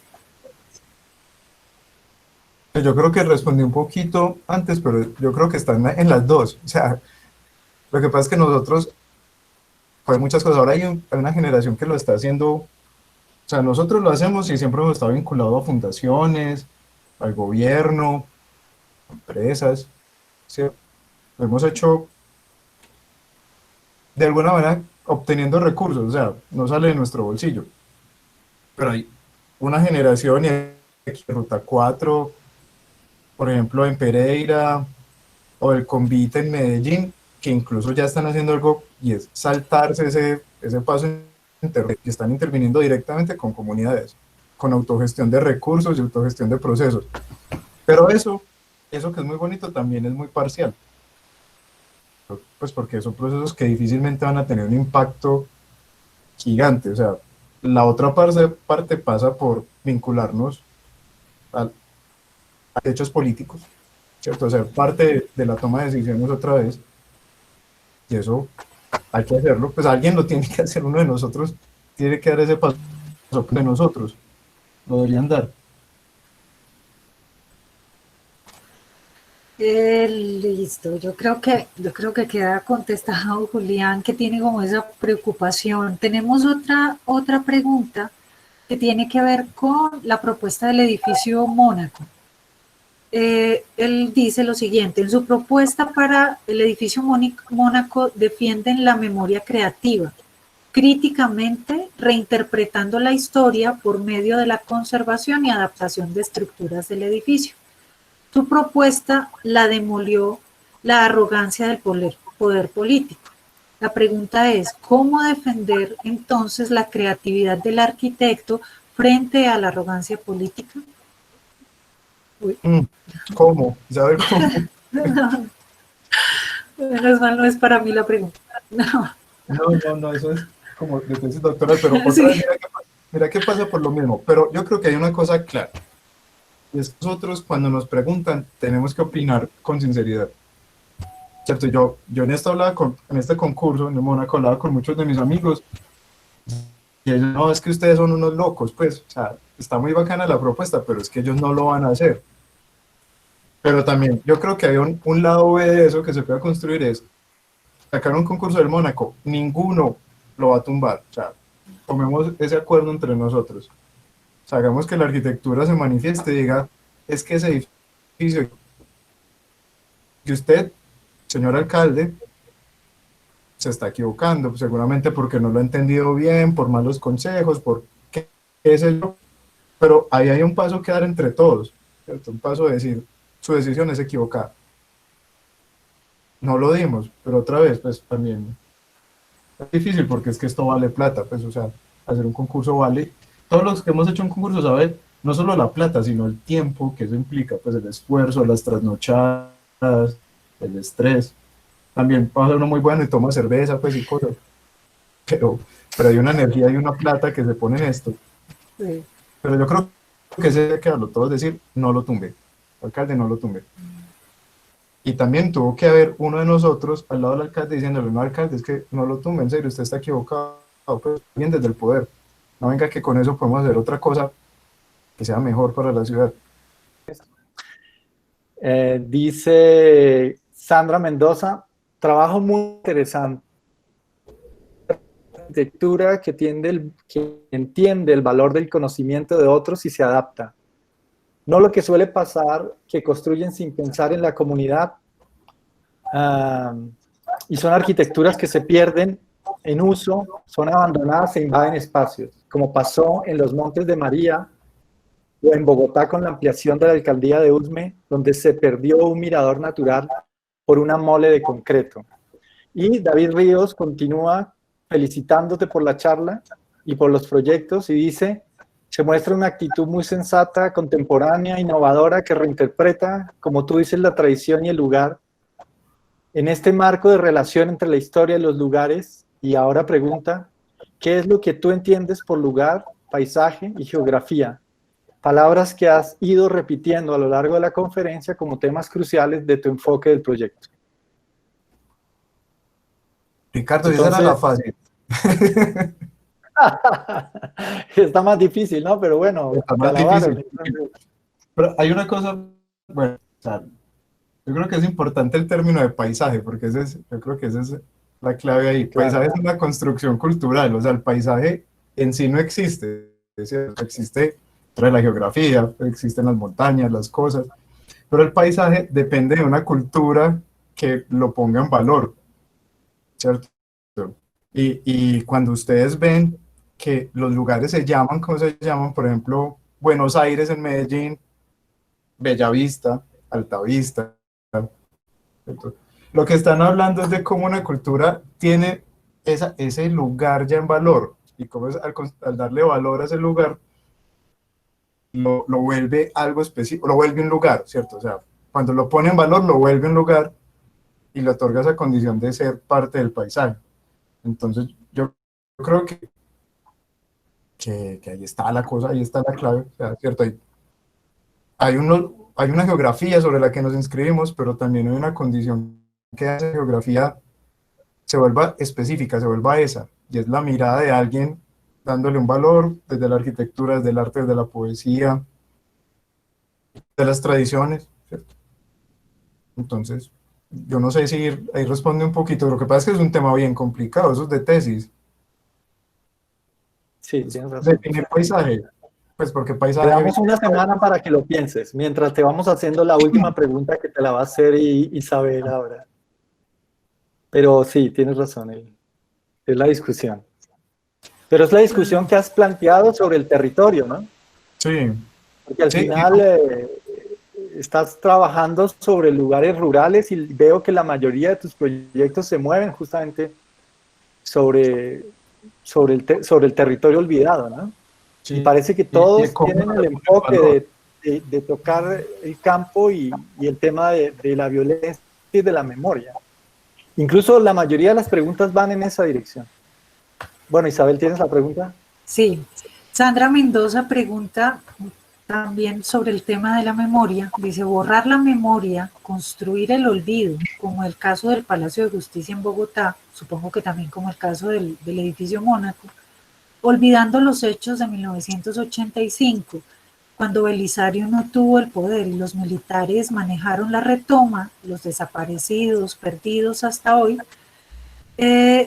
La pregunta que surge a raíz de esa reflexión que hace Sandra es, ¿qué grado de resistencia tiene este tipo de propuestas arquitectónicas por parte de las entidades que las patrocinan, sean públicas o privadas? ¿Y qué recomiendas para poner en valor este trabajo cuando hay resistencia? Mm. Es echarle tierrita del que hablabas en algún Eh, momento.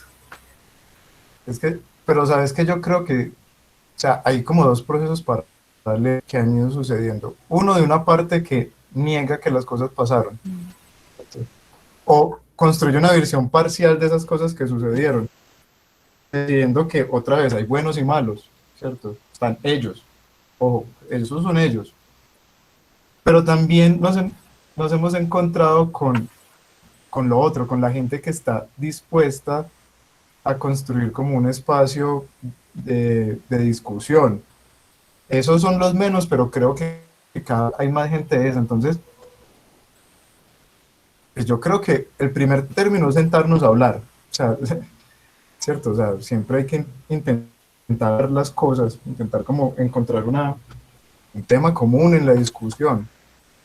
Algo que nos ha pasado, y yo creo que nos hemos dado cuenta todos, es que cada vez somos más obstinados, cada vez creemos que nosotros tenemos más la razón y que los otros no la tienen, y la sociedad ha ido perdiendo unos espacios de diálogo.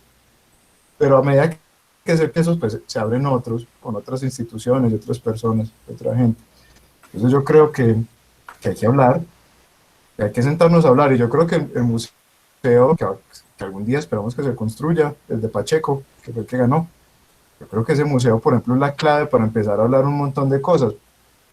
Porque en esta misma pregunta, claro, nosotros damos incluso como referencia siempre también lo que sucedió en el Palacio de Justicia, de cómo ese olvido es el propósito, ¿cierto? Como si yo le echo tierrita a ese dolor, pues ese dolor ya no sucedió. Pero eso también nos ha impedido ser una sociedad que sea capaz de pasar el hecho, pues los hechos horribles, porque a nosotros nos han pasado unas cosas terribles. Las hemos hecho pasar más bien. Entonces sí, yo creo que hay espacios de discusión, hay gente que se está abriendo, y también otra vez me voy a volver a la política, hay que saber votar bien, pues, o sea, ya nos toca saber que el poder nos tiene que representar y nos tiene que representar a todos y que tiene que funcionar para todos. No sé, igual, me tiraron muy duro las personas. ¿Qué preguntas tan porque siempre excede en el ámbito de la arquitectura? O sea, yo sé que la discusión la puse yo, Sí. pero es que eso o sea, nosotros los arquitectos siempre hemos tenido un poquito como un ego raro, y es creer que nosotros solo podemos. O sea, solo, no, yo voy a mejorar el mundo. Pues sí, y lo vas a mejorar un poquito, pero muy poquito. Pero si no soy yo solo, si no soy con otros, pues ahí sí la cosa empieza a cambiar un poco. Fari, Sí. pero tú has sido el culpable de que esto haya derivado como en esto, porque nos has traído el tema. Y justamente Sí. No, yo nos lo has sé, dejado como en el paladar, o sea, vamos como cerrando. Claro, aquí la idea no es como dar por concluidos los temas, sino que sean como abrebocas, pero desde luego este ha sido un tema fundamental, porque has traído como en esencia algo intangible, inacible, vaporoso, pero que tiene que ver con nuestra historia, con nuestro ser también, con esto que nos toca como la fibra.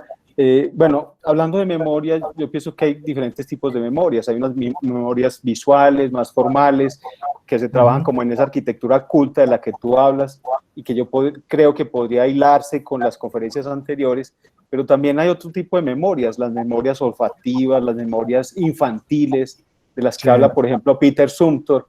Entonces, él habla como de recrear unas atmósferas y unas situaciones de antaño. Pero también hay otros tipos como de memorias, de la memoria de facto, de lo que sucedió ahí, que me parece que tiene una carga simbólica que es tremenda y que tú manifiestas en los proyectos que hacen ustedes. Que yo creo que eso es lo que vale la pena porque es lo que está detrás. Yo no sé si alguien más quiere hacer alguna intervención o lo dejamos aquí. Te quería comentar algo, ya que nos gusta Borges y el tema de la memoria.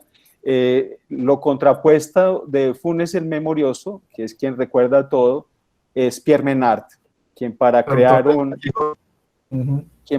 el Quijote se olvida del Quijote. Y eso me hace acordar también de unas palabras que le escuché alguna vez a Álvaro Siza Vieira en una conferencia, que decía, hay que dibujarlo todo, hay que copiarlo todo, pero en el momento de enfrentarse al proyecto hay que olvidarse de todo. Y de algo de eso hablaste, pues como de esa carga culta que se debe de tener, de ese conocimiento previo de paparse de muchas cosas, pero cuando se enfrenta al proyecto también es el olvido el que permite la innovación o la creatividad o que surja algo distinto. Sí, César lo dice más bonito que yo realmente, pero eso es clarísimo. Es clarísimo. Yo creo que esta discusión hay que abrirla más, o sea, pero saben, finalmente que a mí me parece que está pasando algo emocionante, y es que yo veo que de las universidades, pero a toda velocidad, los arquitectos jóvenes están metiéndose en este tema, o sea, nosotros llegamos por rebote, o sea, es una confesión también, o sea, aquí aterrizamos en lo rural y eso nos enamoró, pero no fue nuestra búsqueda inicial. Pues nuestra búsqueda realmente es que no sabíamos qué íbamos a hacer, estábamos muy perdidos, pero hay gente que ya lo está haciendo, o sea, yo veo las tesis en las universidades, veo talleres, veo viajes, veo gente, yo creo que la discusión se puso y creo que cada vez la van a llevar más lejos, o sea, yo creo que se viene algo bien emocionante. Bueno, esperemos que sí. Bueno, vamos cerrando la charla de Farid. Muchas gracias a él y a Taller Síntesis. Le pido a Gabriel que por favor nos ponga la imagen de la próxima conferencia que estará a cargo de Leonardo Álvarez. Esta conferencia titulado 3 proyectos, 3 estrategias, será dentro de una semana, el miércoles de la semana entrante, a las 5 de la tarde, como ya es habitual, y ustedes tienen ahí los 2 enlaces para que se conecten. Estaremos como avisando a través de la página del museo y enviando a través de diferentes medios de difusión, pues los enlaces para que puedan asistir. Bueno, muchas gracias a todos los asistentes, a Farid por su intervención, su magnífica charla, y bueno, hasta dentro de una semana. Hasta luego, muchas gracias, que estén muy bien. Hasta luego.